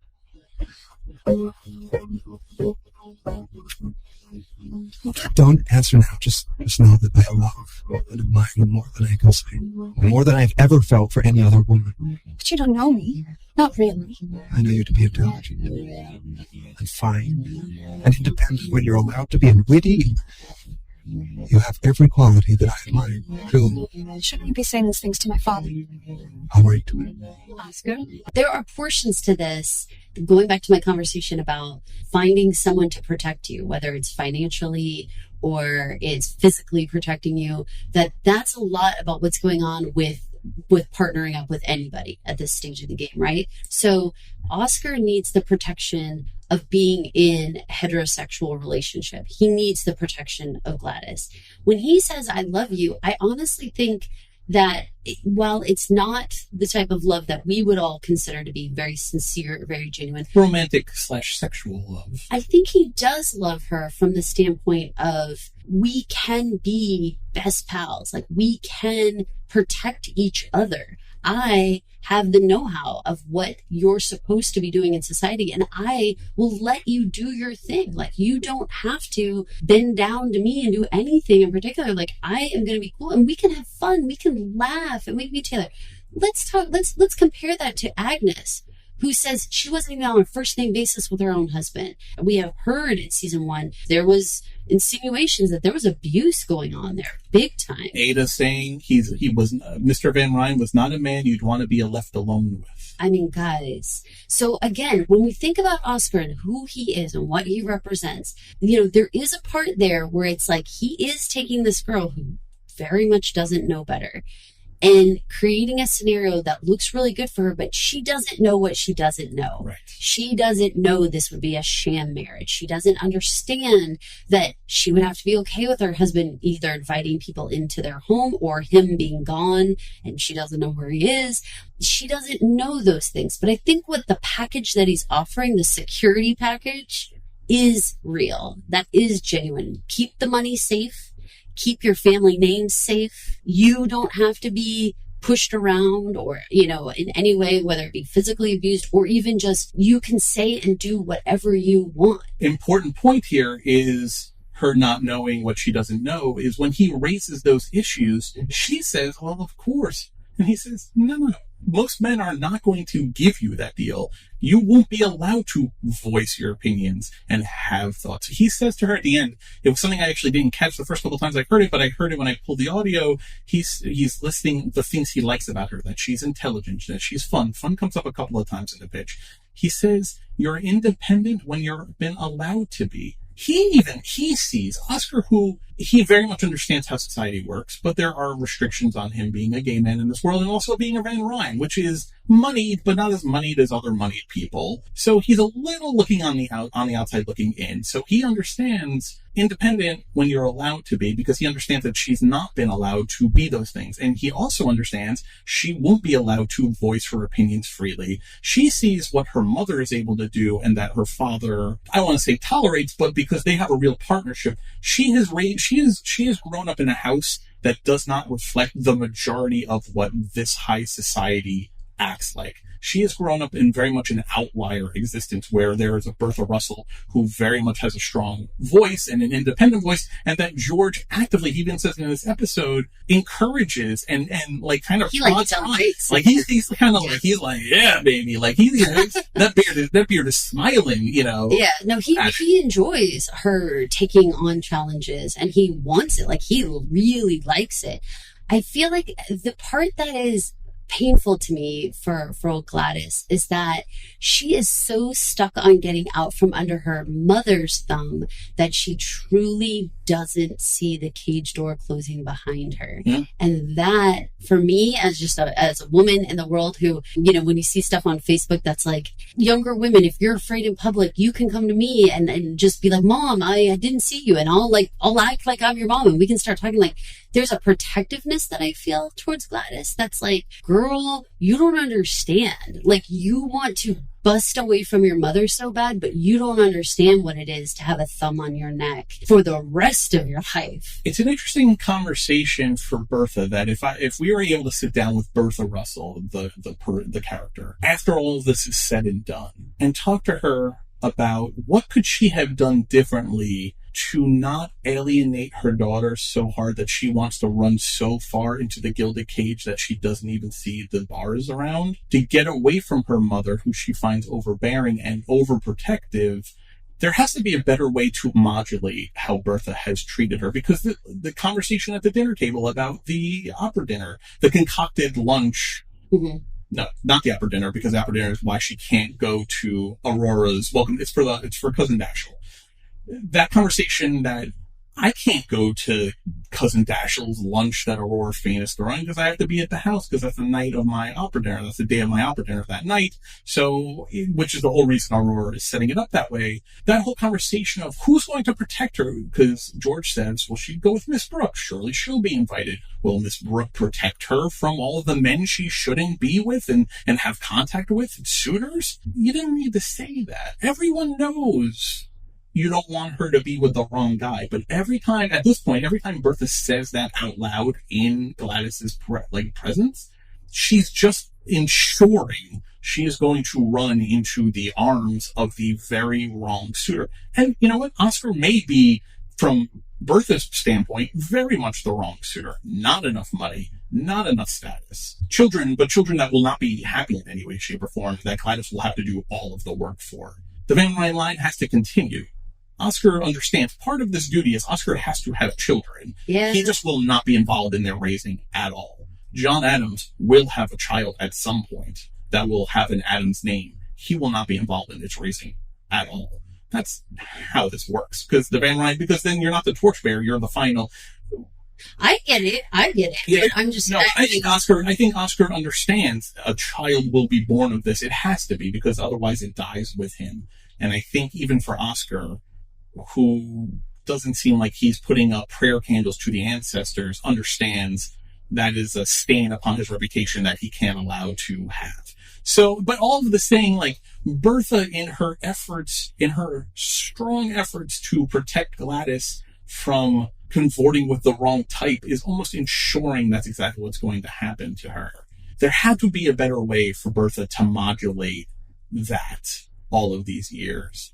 Or at least maybe not voice it so much, because it's all Gladys hears. She just wants to run in the opposite direction of her mother for the sole purpose of running in the opposite direction of her mother. She doesn't know what she doesn't know. She doesn't know. I mean, that's where we're really at. And for me, I just feel like, man, Gladys, I don't understand how there hasn't been more conversations with you about what equals a guy you don't want to run around with. Like, it's one of those things where I feel like Bertha says it, but she doesn't come with receipts about like why you don't do that. It's just one of those, it's an Agnes.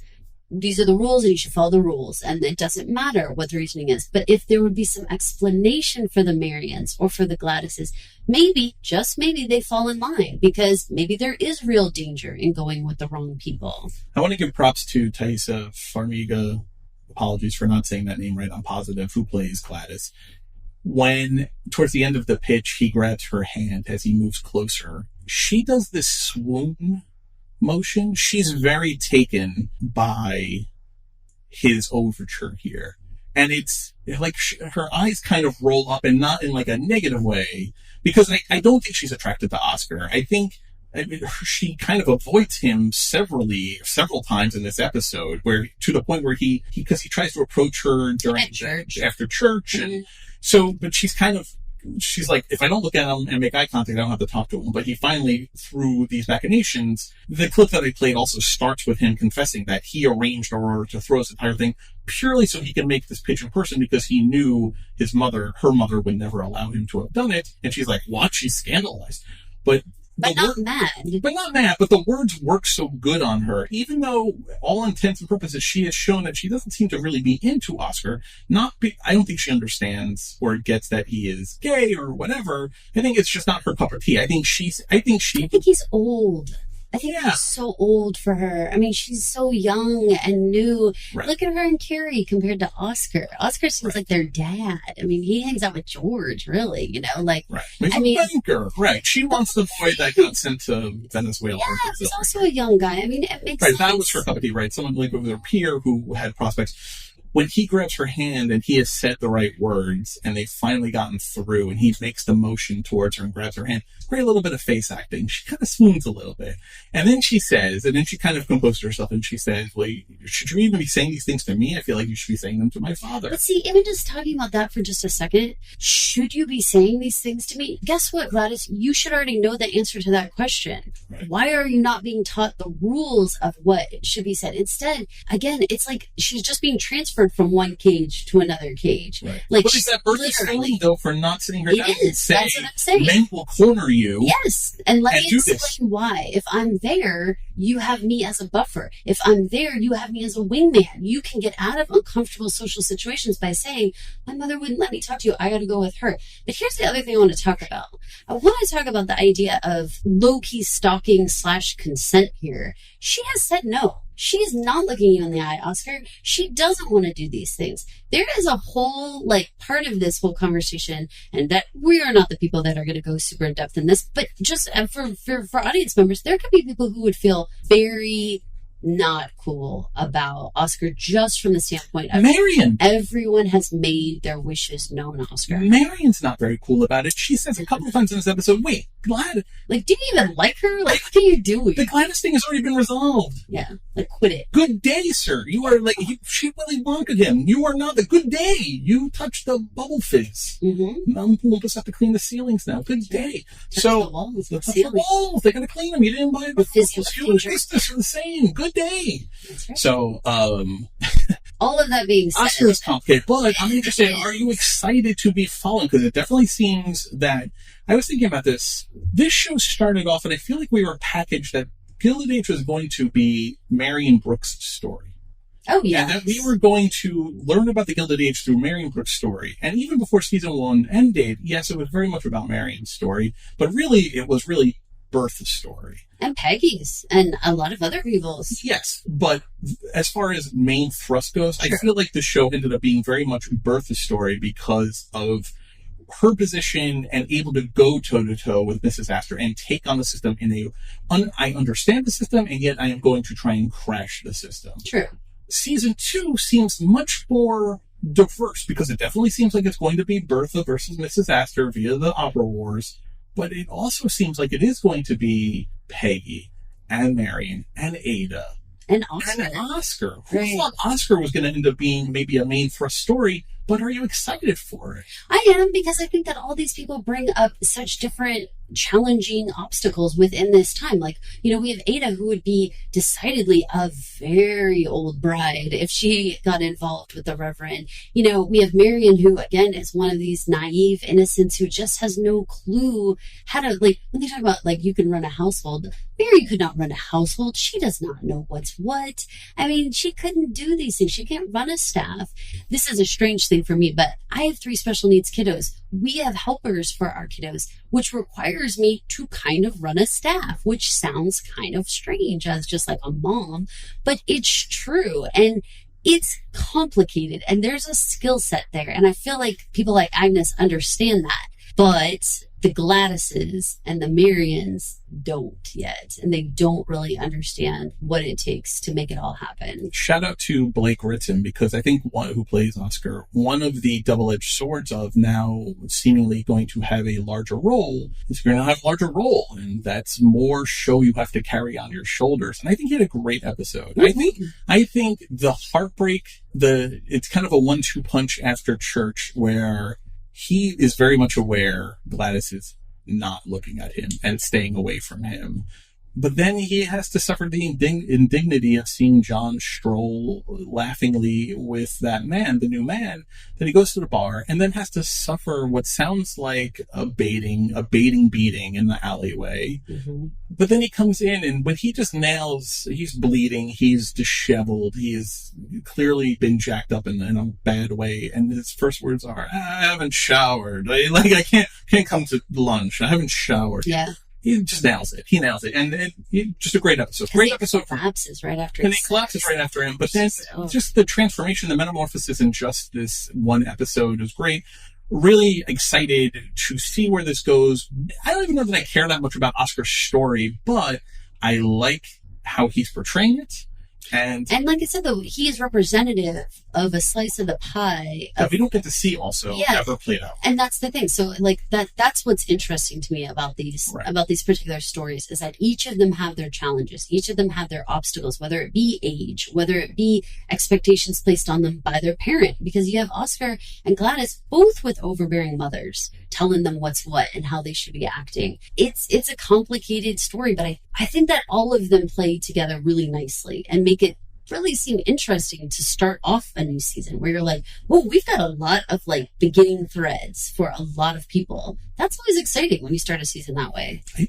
My last thought on this is, I want to root for Oscar. So if we're going to follow his story and he's going to have a bigger slice of this 8-episode pie, I want to be able to root for him and feel less icky about it. So how does that happen? Because how do we not feel like he's taking advantage of Gladys? I think we need to see him be a more wholesome, sounds too hokey a word, but a more stand-up human in an impossible situation versus how he was largely portrayed in season 1 as an ambitious climber in an impossible situation with no moral scruples. Mm-hmm. I want to see him. I want to see him be kind-hearted, even if he has to do as far as manipulating a young girl into marriage, because that's the impossible situation part of it. But otherwise, if not for that, I want to believe he is a kind-hearted person who would do the right thing, except for when he is forced to do the wrong thing. Okay. That's fair. So there's time for that. Let's build on that, because I think we see a little bit of that. I think he's very kind to Gladys. Again, just to bring it back around, it's a very kind pitch to her. Yes, he definitely is trying to get what he wants from the situation, but he's offering her good stuff, which again, he knows is what she's facing, but again, she doesn't know what she doesn't know. I'm gonna throw out though that like a loveless marriage with going to bed by yourself and not knowing what your husband's doing and all that. Cause I mean, this is, he packaged it one way, but everybody has to remember what her life would really be. It would be isolating and lonely. As much as he's trying to act like, no, right. We're going to be like playing board games every night. I'd like to think so, but I don't think that's for sure. And they will have at least one child, and she will bear all that responsibility. Yes, she'll have staff, and I'm sure Bertha would make sure every need. Those kids will probably only see their parents 15 minutes a day, and all of that. But cautionary tale, though, it could be an Arnold Van Ryn.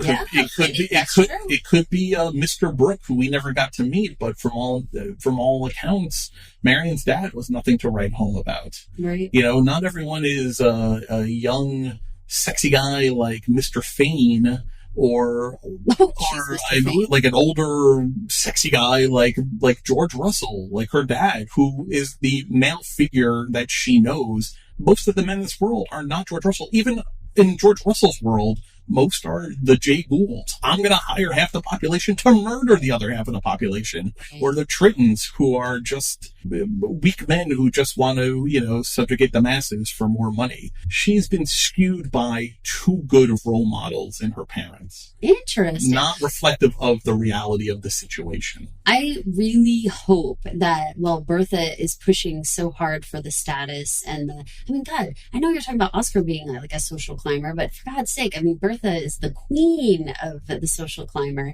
So that makes Gladys the princess, So I don't know. There's a lot going on between them that I think this is going to reveal very interesting, small nuances for these characters, because they're going to have to make some choices here that we're all going to go, boy, that's complicated.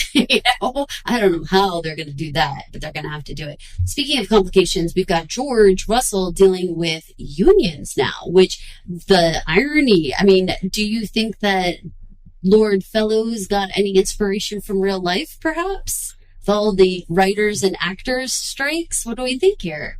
As a history buff who really enjoyed the robber baron section of American history and the Industrial Revolution, the idea of unions rising, railroad magnates gather together for meeting, that headline is pretty awesome.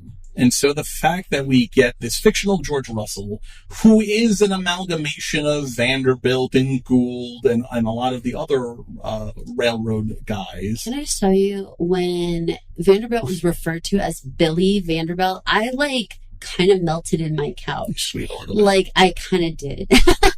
Because I was like, I would be the first one to call him Billy Vanderbilt. And anytime I saw him, I'd be like, Billy, you card. Because there's no way I'm not taking a man who would be at that status and not take him down a couple notches by calling him Billy. There's something about it that just makes me it really did make me squeal. We were just having a whole conversation about the way you say someone's name and the way that you address them and how it can really be, make them off kilter in the way that you address them, or if you act like you forget their name or any of that business. There's a lot of game playing with names. Especially among these men, because don't be confused, even though they're sitting around the table in the scene that we see where George is sitting really directly across from Jay Gould and everyone else is kind of an accessory in that meeting. These people did not like each other. Jay Gould did not like anyone.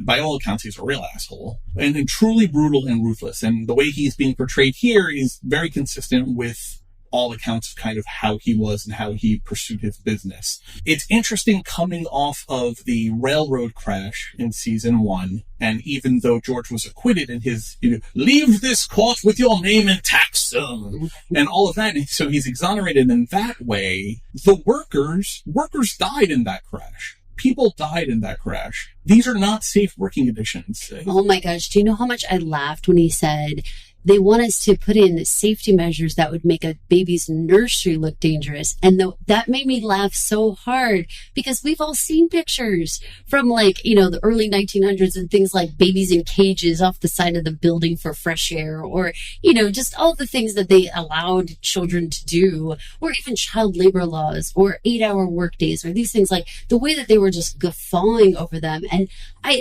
hope for that average audience member, they stop and think I really take for granted the fact that we have an 8-hour workday, or that there are any safety protocols in place, because a lot of people do, Yeah, it's interesting. So the background here, and this whole plot line, I'm going to be very into because it feels like it's going to be steeped so much in real world events. Well, you have family history with unions as well, so there has to be some stuff inside you that's unions. I grew up in a house, a proud union house, Transport Workers Union, Local 100 of the MTA, New York City, buses and subways.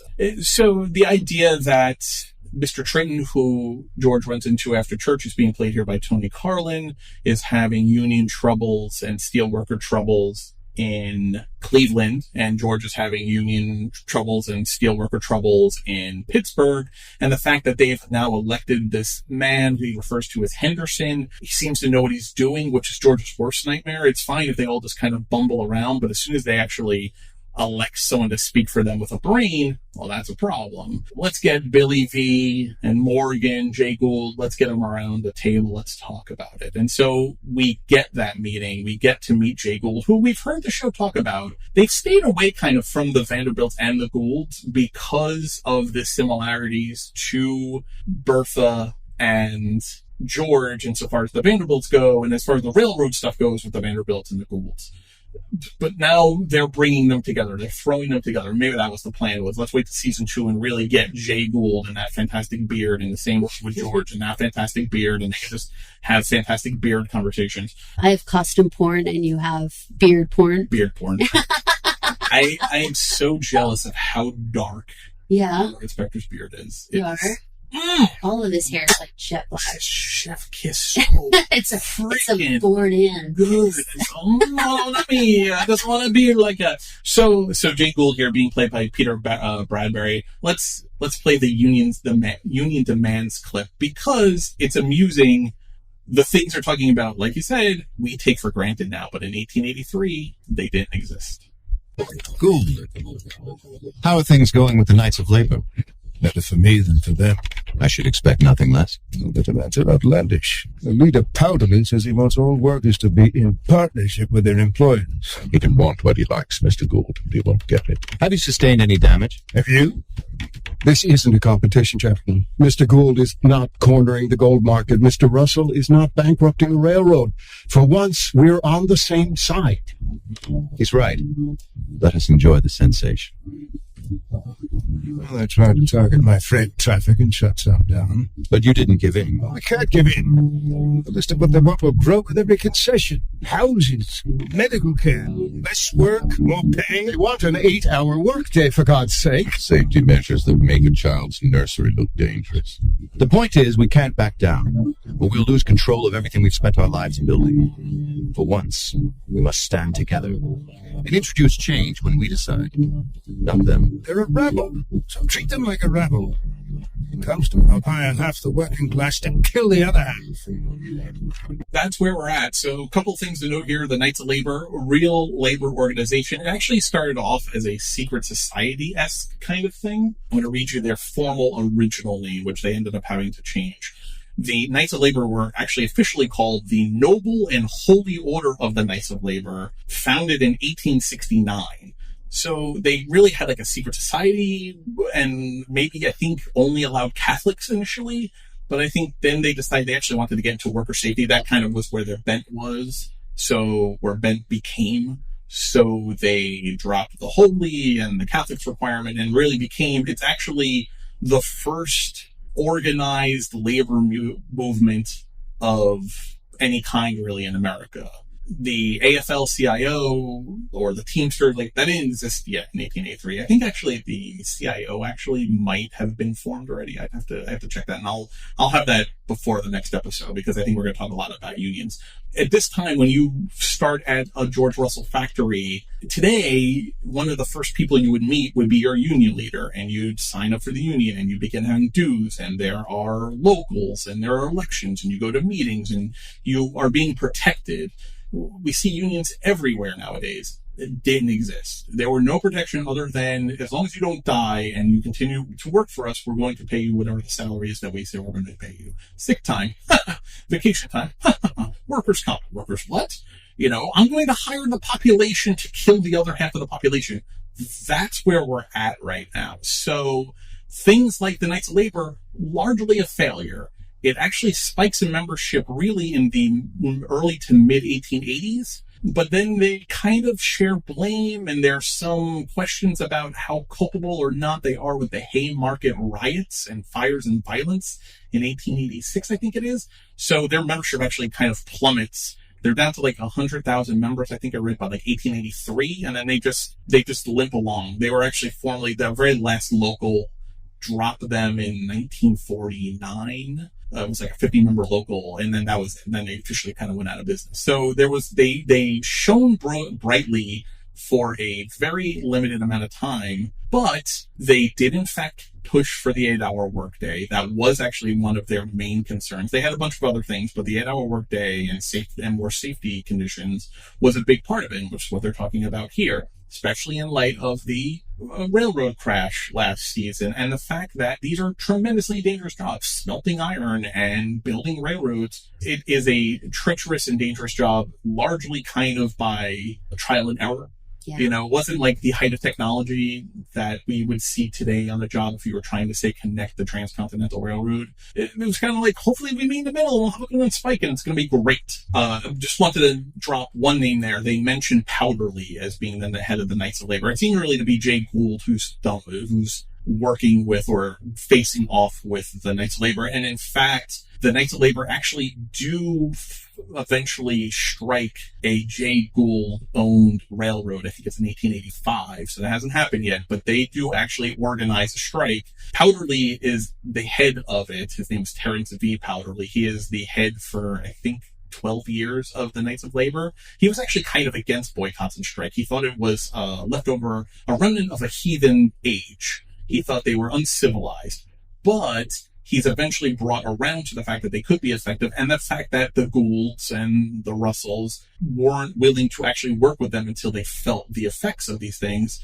He leads, or the Knights of Labor actually lead a strike and boycott of a Jay Gould line, I believe in 1885. So that's why Gould knows Powderly, whereas it's setting up that George seems to be working with the steelworkers rep, which he doesn't really refer to as a union, just more like the steelworkers are kind of organizing and trying to find this leader, and who he refers to as Henderson, who we haven't seen. But Terrence V. Powderly was a real person, really is the most significant leader of the Knights of Labor over its time, and was the one leading the Knights of Labor at this point. I think comes to power in 1879 to like 1893 or so. I wonder if we're going to see that. I wonder if we're going to continue to play in this labor union movement-esque kind of thing. I'm very excited if we do, but it was cool to see Jay Gould anyway. I bring all this up because maybe this isn't super interesting and it really has nothing to do with any other part of the show. The George storyline, kind of like Peggy's storyline, is very isolated. But it always has been, because everything he was doing, Bertha was always like, is that going to interfere with our trip to Newport? Is that going to interfere with our dinner? Right. Like, it was always like, hey, he was always pretty much about his business. And then it was like, how is it going to impact, or how can he help social climb by using his business? But really, he's always kind of stayed in that. I mean, he even tries to use the troubles out in Pittsburgh to get out of going to the opera dinner. And he's like, no, I really need you here. He's literally saying, like, people are about to riot at my factory, but no, come to the dinner. As an American who has been in the workforce since I was 16, unions are extremely important. They're extremely important in all aspects of our life that we take for granted. Even if you don't have direct experience with union, products you use are available to you in part because of unions allowing workers to do the job safely and not risk their lives in order to get them to you. Or unions affect your life in every way and every day, whether you're aware of it or not. They just are. Now, have certain unions, and especially certain larger governmental, pseudo-governmental-esque unions maybe grown too powerful or have lost their way, and they are not putting their workers, their membership first, and they're more concerned about their own individual power? Yes. There are union bosses who have lost their way, especially in the modern age. But at their core, at what they stand for, unions are vitally important to the American experience and to the growth of America into the powerful nation it was. Otherwise, men like Jay Gould and Vanderbilt and Morgan would have run roughshod without any kind of limitations placed on them, which I'm a capitalist, I am. It is what it is. But I also understand there should be limits upon those powers too. There have to be a checks and balances. Unions provide those balances. If not for Upton Sinclair and the Jungle writing his story, your kids are still working in the meat processing plant and there's no food safeties. Now, that's not union, but it's directly related to the union, coming in and bringing worker safety to the workplace. This is what the unions are talking about. Even the Knights of Labor, as discombobulated as they were, and by all accounts, the couple things I read about them, they were just like, like very, very not well organized, which is funny because that's the whole union's thing, is organizing. They were not, but they were also the first to try and do it. They were still important because they introduced the idea of, hey, maybe we just work 8 hours a day. That's cool.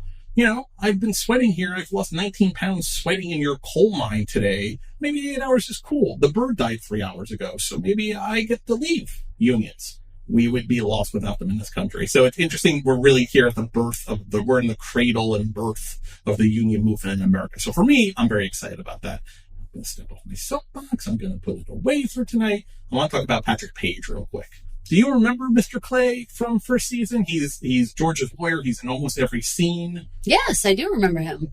Do you remember him having as deep a voice as he has even in that scene? No. Patrick Page is a fantastic actor. In the time since season 1 was filmed and then aired, Patrick Page has really blown up, and he's always been a theater actor, but he is really blown up in stardom because he was one of the originators. He was one of the original cast members of Hadestown, a huge Broadway hit. And now he has spawned and he is appearing everywhere. He was in season 2 of Schmigadoon. If you watch Schmigadoon on Apple TV Plus, he plays the gangster who owns the bar, the Chicago style bar in Schmigadoon. Because he played Hades and he's a baritone, a very deep voice. So a deep voice that I need to work on if I ever want to keep that low. He just naturally speaks in that tone because as Hades in Hadestown, that's all of his songs are in that very, very bass baritone range. It's kind of what he's been known for. It's become kind of his calling card. When you hear Patrick Page come in your video game or in your commercial or on your TV and you're in another room, you're like, hey, that's Patrick Page. I noticed right away in this season, Mr. Clay speaking very deeply. This is who Patrick Page is. I want to play you a real clip of Patrick Page singing, and you can hear this is Mr. Clay.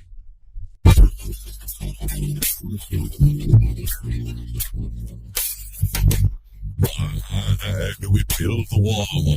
My children, my children. Why do we build the wall?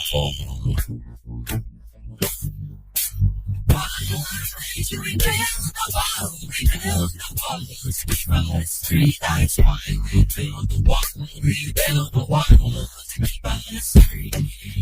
How does the wall keep us free? My children, how does the wall keep us free? Why do we build the wall? To keep the workers in there for 8 hours a day. That's Patrick Page. Put that 40-second clip up against your chest and it will just rumble you. So I found it funny. This is a totally unimportant to the episode, but it amused me how much he's leaning into his Patrick Page voice, which I do not remember him using at all in season 1, especially in this meeting with Jay Gould and George and Mr. Triton. He's like, their demands make it feel like a nursery. It's like, oh my God, my chest is just rumbling. So it's pretty cool. It's pretty funny. And I like I like the success it's been able to translate into the show as where it is now. It's just how time passes. People we didn't really know were going to be famous become super famous in the middle of the show. In the middle of the show. All right, one more clip for you as we move to our final topic. Do I have to be at the dinner? Only have some troublesome business in Pittsburgh I'm dealing with. I need you there. I wish I could understand the whole thing. You don't even like opera. Not so I've ever noticed. George, the opera is where society puts itself on display, not just in New York, but all over Europe.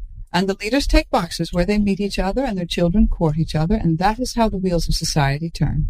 The Academy tried to stop the Metropolitan from being built. And they thought they could. But it'll be open by the end of October. If you decide to back the bet, you know you'll be taking on Mrs. Astor. And? Of course, I love that you're not afraid of her. I'm glad to be her friend, George, but not her lackey.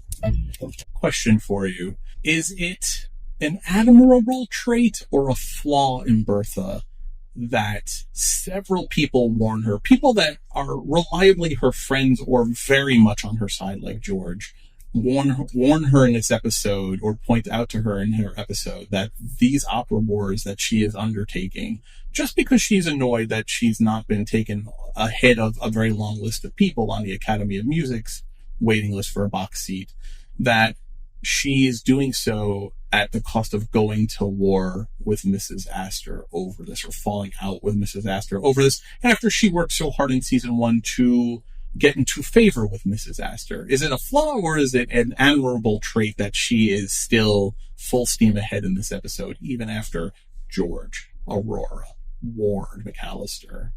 They all say, know what you're doing. She seems like she knows what she's doing. I think she knows what she's doing. I think that, you saying that this is all based on her not getting a box. No, it's not. It's based on exactly what that clip just said.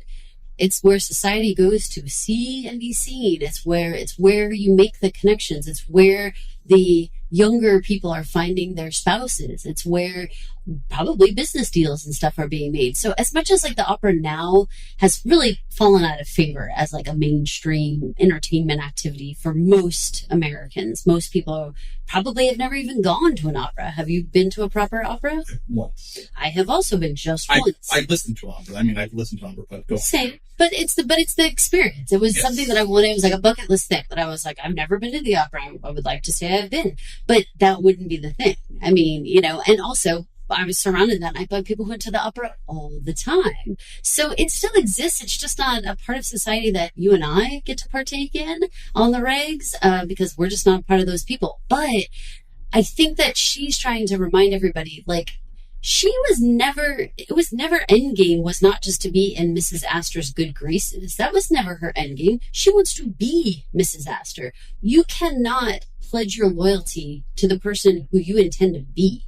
Just forget that. And she is being clear. She's saying, I can be a friend, but I'm not willing to be Ward McAllister. I'm not willing to be a bootlicker and do whatever Mrs. Astor says. So I think that that's important for everyone to remember. She's not trying to go up against Mrs. Astor, but at the same time, Mrs. Astor has left no path for people to come into that society. What are you supposed to do? Honestly, what are you supposed to do?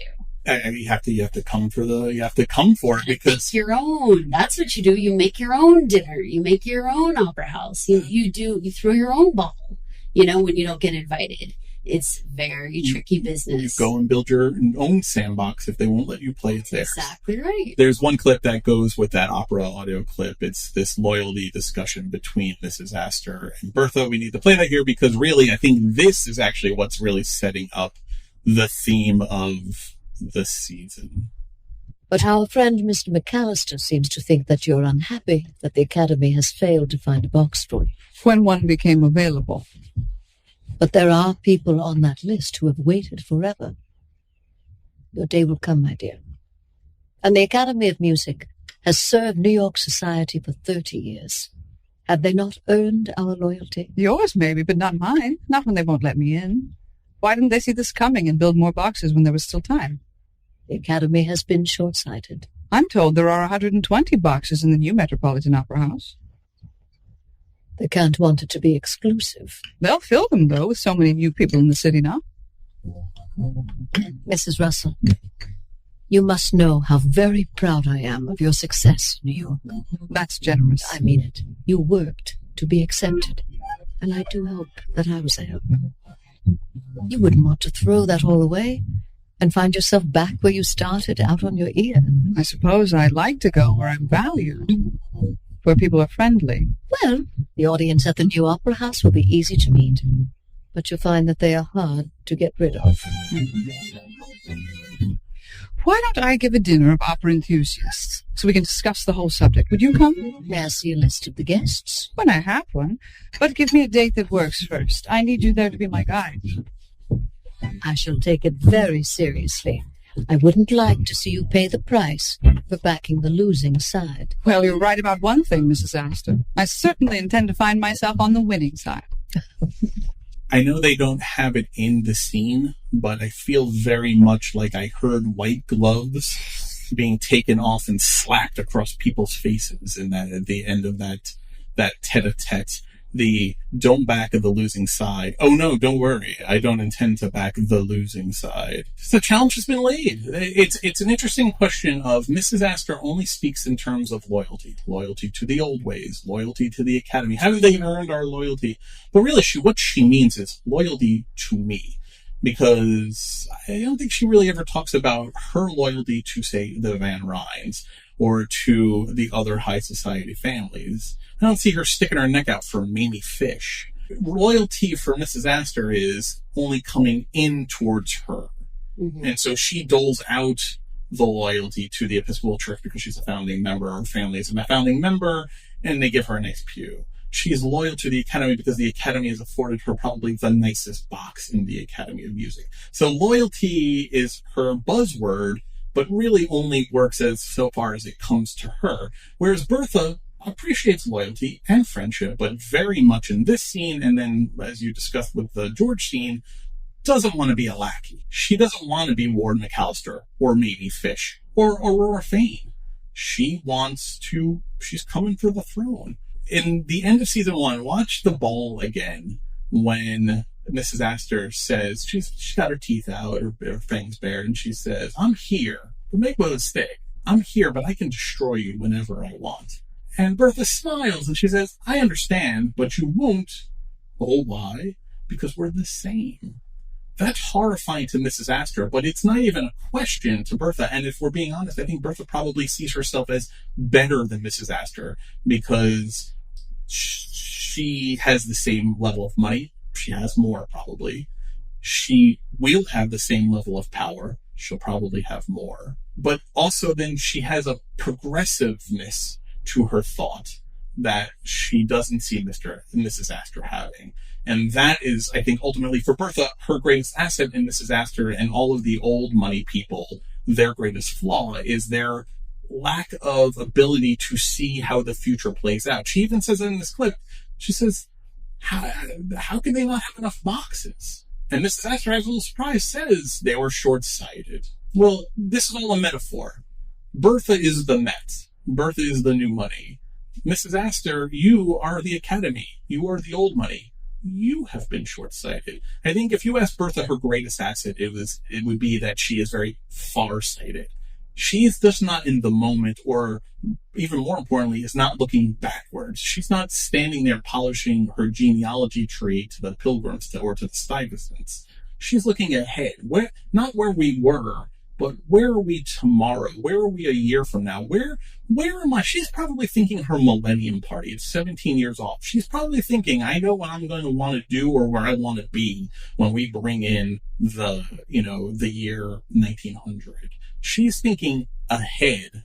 That, I think, is her greatest asset, and so far as she sees it. And I think she's probably right. Progress is unending. Progress always marches forward. You cannot stop progress. As much as John Dutton in Yellowstone wants to be the rock upon which progress smashes, you can't actually stop progress. You can't stop the march of time. Eventually it overtakes you. You can put up a fight. You can hold the wave at bay. Eventually it's going to wear you down, though.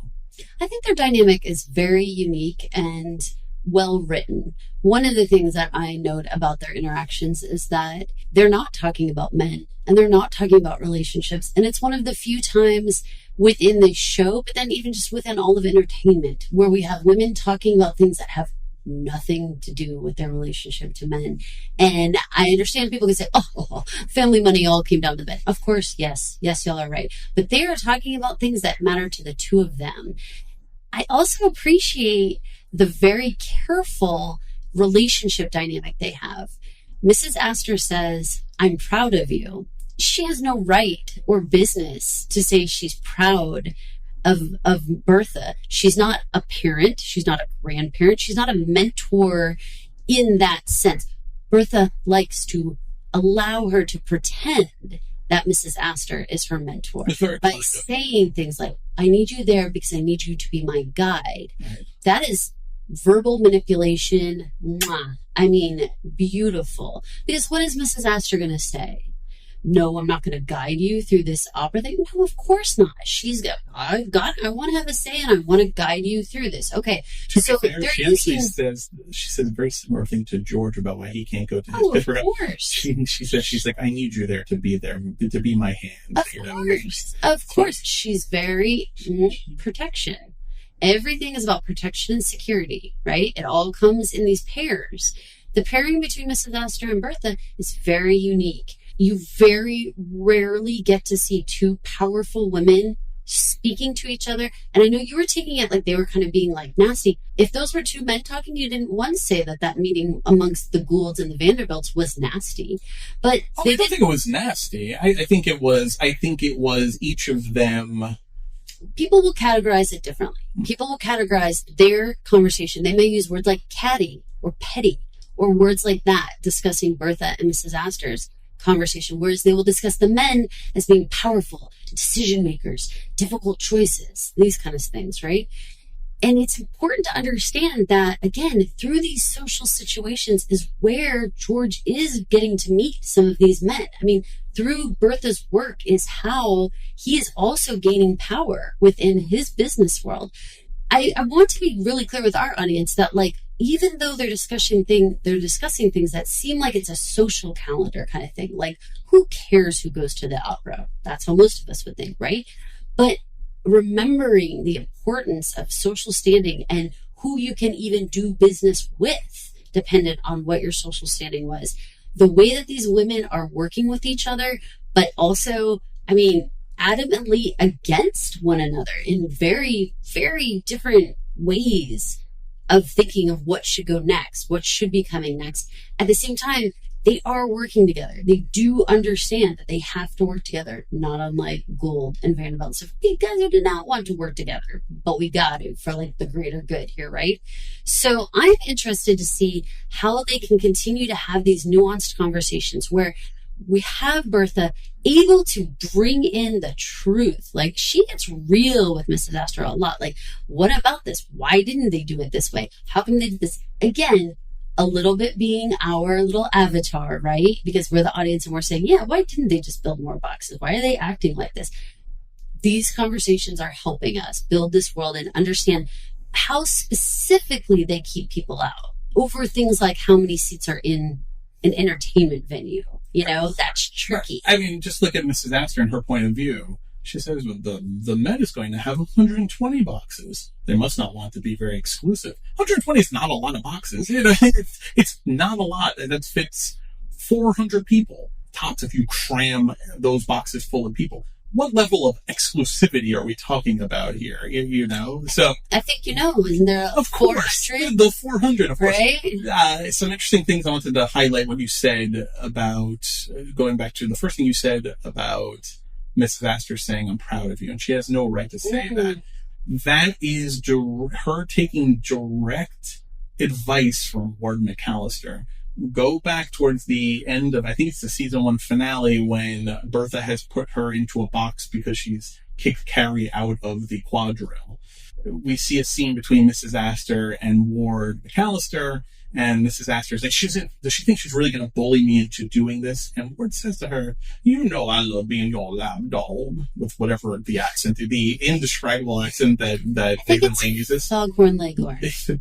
Well, I say. That's what we decided. Well, I love being your lap dog. We all know you can't keep the new people out forever. So I say, you best take them in and take the credit for it now.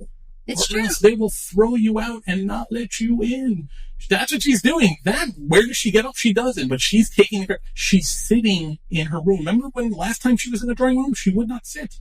Bertha was like, sit down, and she would not sit. Here she's sitting and drinking tea. They're all playing their look what I've done for you game. And Bertha's playing the buttering her up, because how can she turn her down?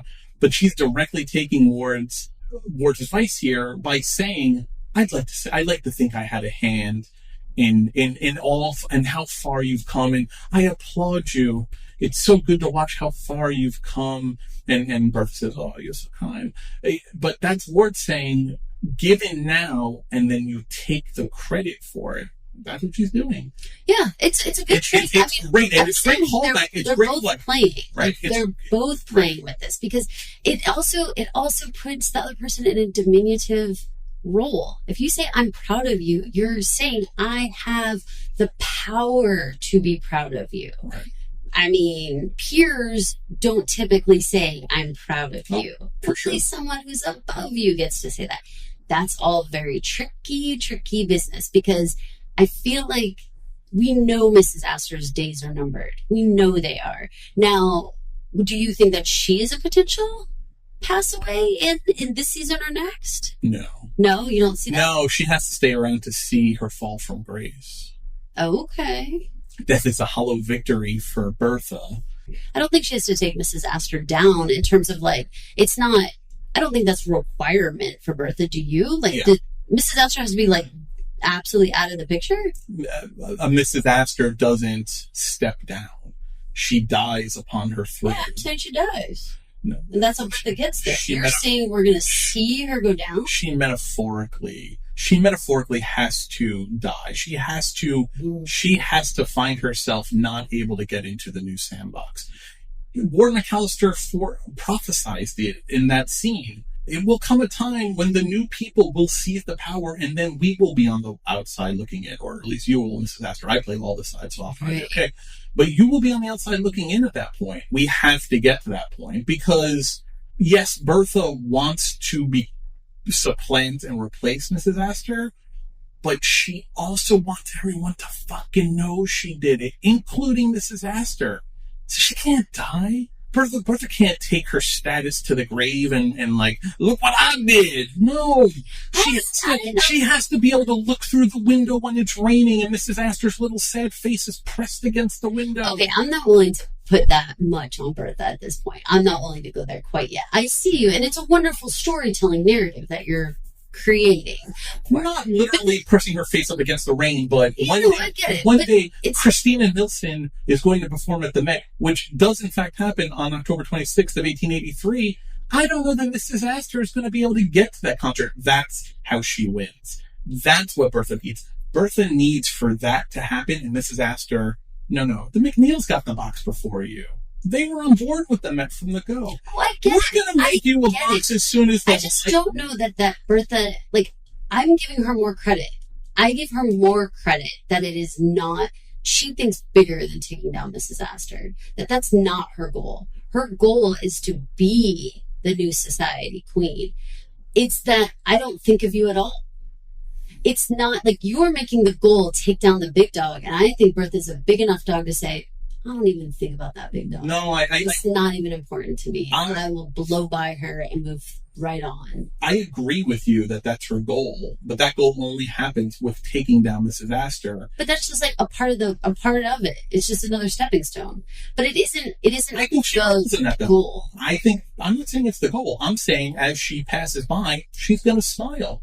And she's gonna say, Flora and Robert McNeil got the box. Sorry. Yeah. Sorry, Caroline. I mean, I totally get it. Don't misunderstand me. I just feel like I don't want to dumb down the women's portion of this into like a slap fight, into Mean Girls, into like she's just trying to make her because she don't wear pink on Wednesday. Like, I don't think that we have to take their storyline and make it into a catfight. Like, I think that Bertha has her own goals and her own plan. And Mrs. Astor is an obstacle by far. It really is. But I really think she has a much, much bigger end game that includes her children and everything, you know, marrying off and becoming this big old royal everything. I 100% agree, but I think you're discounting a little bit of the Schadenfreude that's involved here. Even George was talking to Jay Gould about, have you done any damage to your stuff? I don't know. And Jay Gould gets defensive, and Trenton has to say, listen, we're actually all on the same side here. It's not, you know, he's not trying to replace you, Jay, you know, just answer him. But George kind of wants to know if Jay's shit has gotten fucked up, because he's going to smile a little bit. If Jay takes him in the teeth and he doesn't, George's going to be happy about that. Jay Gould certainly will. I don't think it's a male-female thing. I think it's an alpha dog thing. I think alpha dogs, when they take over and pass the alpha dog, I think they go back. I think they piss on him a little bit. I think real alpha dogs don't even look back. I just think they just keep going. Like, lions don't wonder what the sheep are doing. They just fucking... I think the alpha dog has to go in the bathroom, and if he has a choice where he's going to do it, he's going to do it where the old alpha dog used to. Hey, I'm looking forward to it. I think it's both. I don't want the Mrs. Astor Bertha portion to, I want them to be on the same, and I really think that Lord Julian Fellowes is trying in all of his words to say to us, please stop dumbing down the society part of it. Please stop taking the social engagement. I mean, yes, reaction, do you think people want? Yes, because last season we had things like an arts and crafts fair. Yes, I think societally in modern day, people think that is lame and stupid. Mm-hmm. But it was a big deal that George came in and just bought everybody's stuff. You could look at that and be like, that is like a PTA bullshit move, right? You can make it seem small and petty, but bigger picture, and especially part of this time where you were societally meant, whether you could go to a restaurant, or who you could marry, who you could even talk to, what church you could go to. I mean, all those things that I feel like the women's parts of this, it is the silent puppet master that's like pulling those strings and opening doors. I would hope anyone who's watching this show, though, that I phrased my last question poorly. I was asking more of, did you actually see people having that conversation? Because I think if you're watching this show, I would hope either you get it about that these are important issues for how the world worked, especially at this time. And if you don't get it, at least you're asking yourself, why are we at an arts and crafts show, or why are we talking about the opera, and thinking that it's not frivolous. They wouldn't do a whole show about something that's frivolous. So there is something here, and let's do the thought.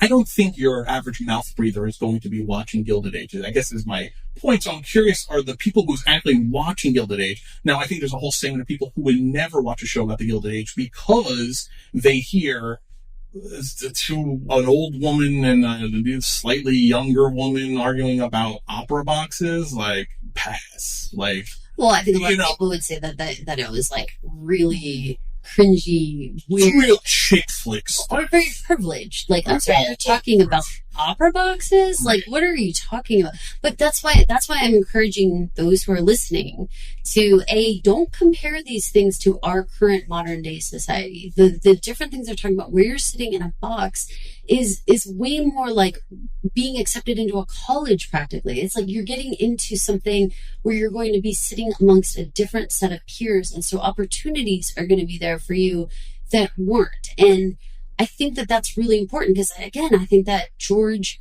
is going to get a lot of play and a lot of respect for what he's doing for business. Well, but I think that Bertha doesn't get the respect for how much she has done to maneuver her family to be in the right place at the right time. The opera clip that we pulled, that we played a little while ago about her explaining why opera is important, because George says to her, you don't even like opera. But that's at the front of the episode. And that's Lord Fellows speaking directly at your face, saying, stop downplaying opera. Because I feel like that's where I'm getting it from. When you're saying, do you hear people say that? No, the writer is telling me people are going to downplay this. I'm going to write lines directly to them saying, this is how society runs. This is why opera is important. This is why I care about it. When you title it, you don't even like opera, then it's important to answer that question. So why is it important? If you don't even like opera, why is it even important? And a lot of audience members, unfortunately, are going to be folding laundry,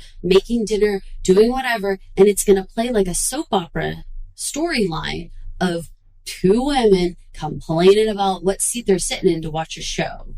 And that's not what this is about. So I just want all of our listeners to be the sophisticated cream of the crop who says, y'all got it wrong. I listened to this podcast, and let me tell you why the opera really freaking mattered, you know? That's what we want you guys to walk away from with this. And it's why it's the opening clip of the episode. That's the first thing, right. The first thing people will hear when they listen to this. Going back to quickly, because we're going to wrap up here and just hit a couple of small other points. The McNeils, Flora McNeil, Robert McNeil. Yeah. Robert McNeil, it really hasn't been fleshed out yet, but Robert McNeil is a banker in this world, a very powerful banker, a guy who runs factories and needs lots of capital all the time. Having a banker on your side who is very team met and so very into what Bertha and George, he's crediting George for it. No, we're not crediting George for it, but he's very much saying we are in favor. If your team met, we're in. He's saying it to George and Bertha kind of conspiratorially, which then, like you said, that's new business. That's new lines of credit. That's new money coming in. Doors opening. You don't think a Robert McNeil wants to take on a J.P. Morgan who's at this time? That's right. For sure. Exactly. Even though the Morgans are actually new money, though, too. The shock, though, is that Flora McNeil, who we got to know a bunch in season 1 through cryptic stalking by Watson. Like looking behind a tree. We learned in season 1, Watson has this other name, Collier. We learned the mystery of it in this episode. She sees him, Watson has been promoted for this dinner by Church to be an under-butler, so he'll be serving wine throughout the dinner.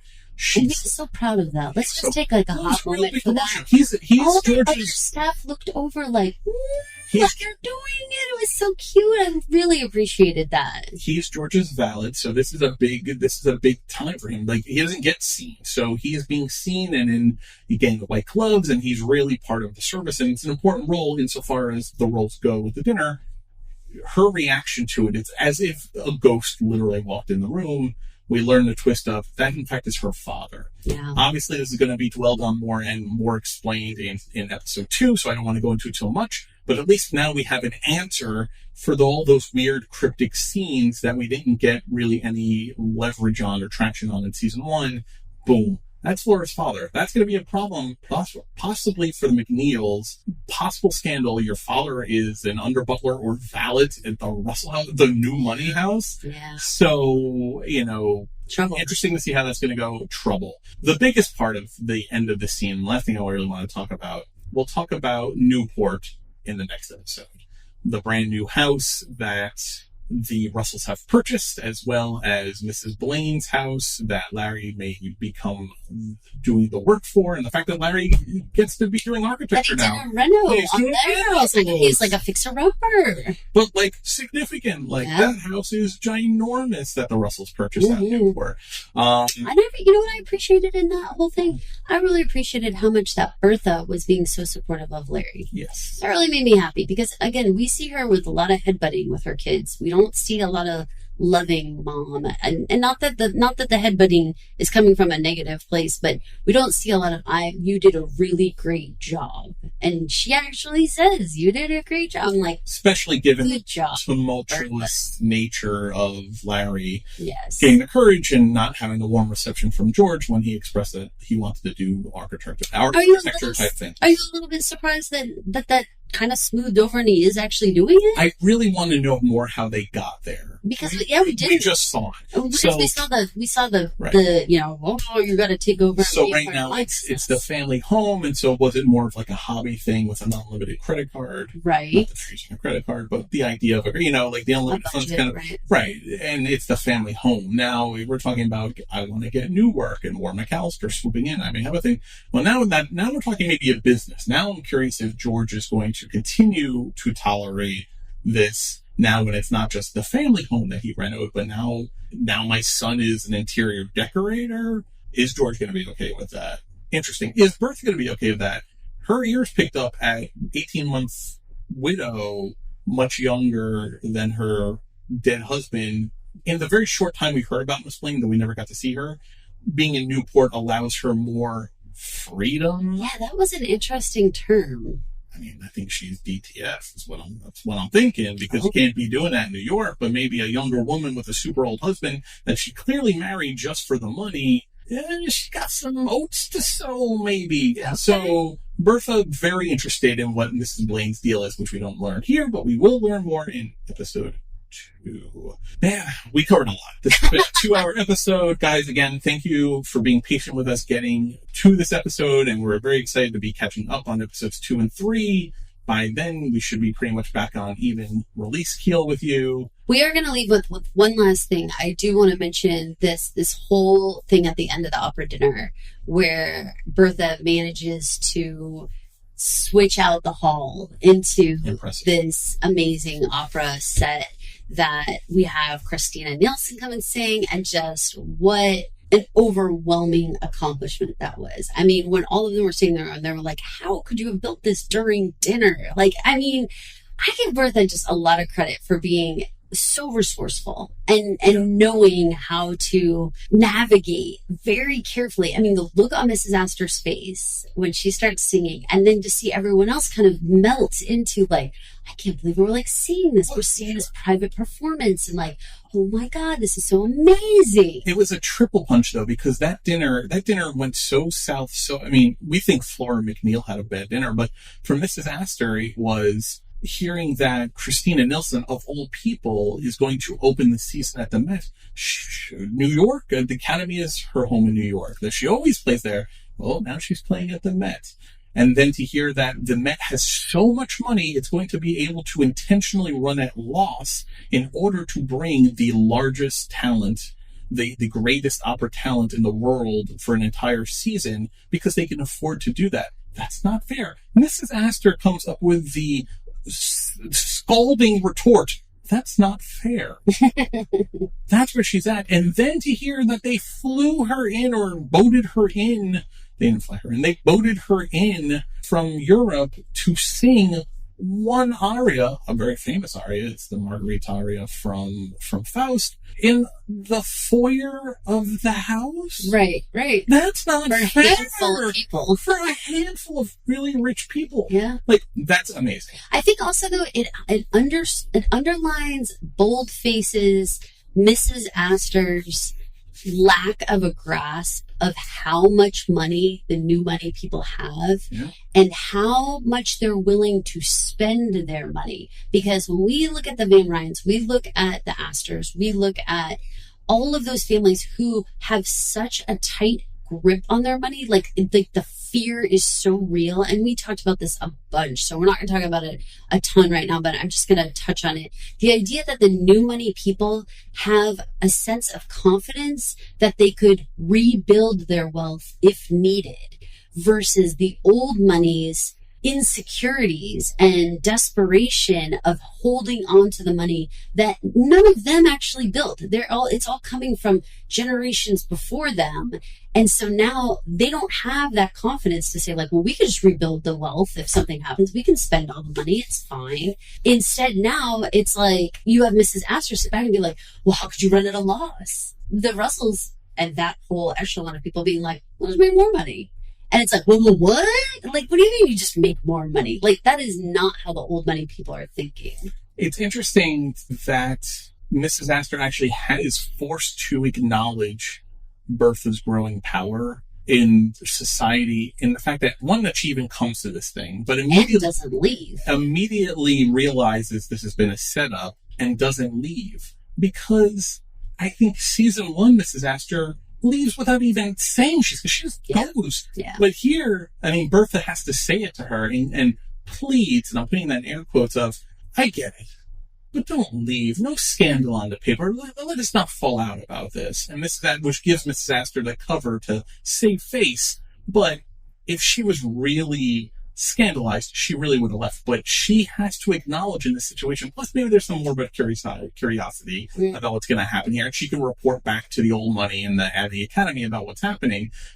I don't think in her wildest fears when she sees Mr. Gilbert and she says, you're the one money grubbing for the Met, as if they're kicking couch cushions for pennies. I know. She doesn't have any idea the extent of the wealth on display here. But the fact that she doesn't leave, the fact that she has to see her friends, Mammy Fish in that white dress and the red Christmas caroling or whatever the hell that thing was that she was wearing.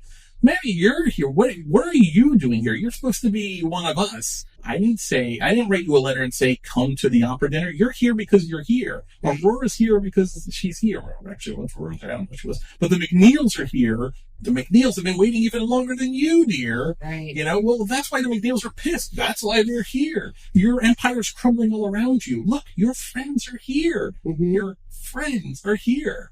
And also, you can be a part of it. Like, we invited you. Right. And that's the thing. Is like, that's the big, fat difference. Is like, we'll still invite you and you can still be a part of the in crowd, but you've got to stop being the gatekeeper for the in crowd. Bertha just hits her with too much logic in the drawing room when she says, take a box in both. What does it cost you? Yeah.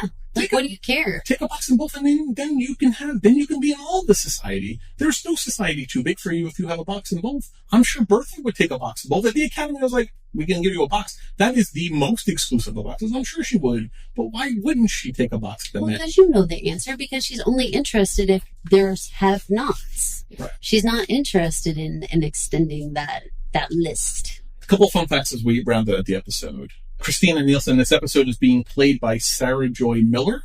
Sarah Joy Miller is, in fact, an opera singer. I think this was actually maybe her first TV credit she ever had. Sarah Joy Miller performed as Marguerite in the Michigan Opera Theater's debut production of Faust, the opera. Wow. Which is the role she's singing here and playing here in this episode. And I think I said before, I'm going to put a bunch of this on our Facebook group. I don't want to go into it here. I talked a little bit about last season. I talked about the Academy versus the Met and that scandal.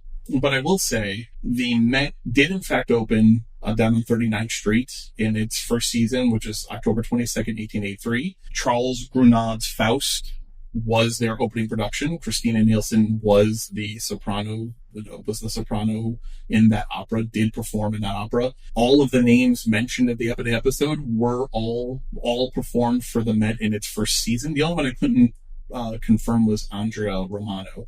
Every other name that Mr. Gilbert says during the dinner, all performed in the first season of the Met in real life. So, like, they did their homework. And it really was like the creme de la creme. And it very much was, kind of suck it to the Academy. Like, we can do it. You can't stop us.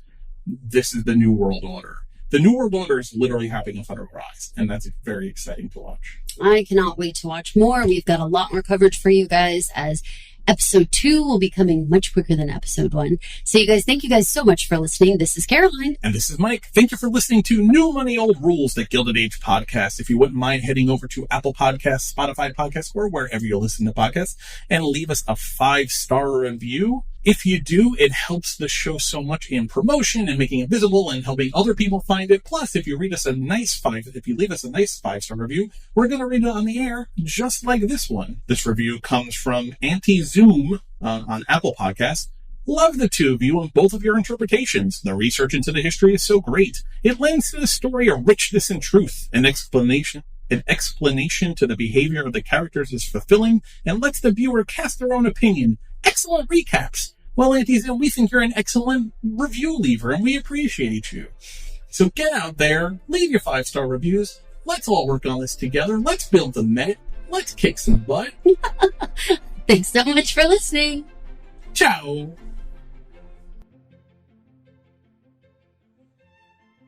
Thank you for listening. This has been an original Pod Clubhouse production. Pod Clubhouse is a podcast network dedicated to encouraging collaboration among podcasters and friends to bring a fresh voice and diverse perspective on a wide array of content. Please visit and leave a comment for us at podclubhouse.com. Rate, review, and subscribe to our podcast feeds on Apple Podcasts. Follow us on Twitter, Instagram, and Facebook. You can find us at Pod Clubhouse. Our DMs are always open, and we'd love to hear from you.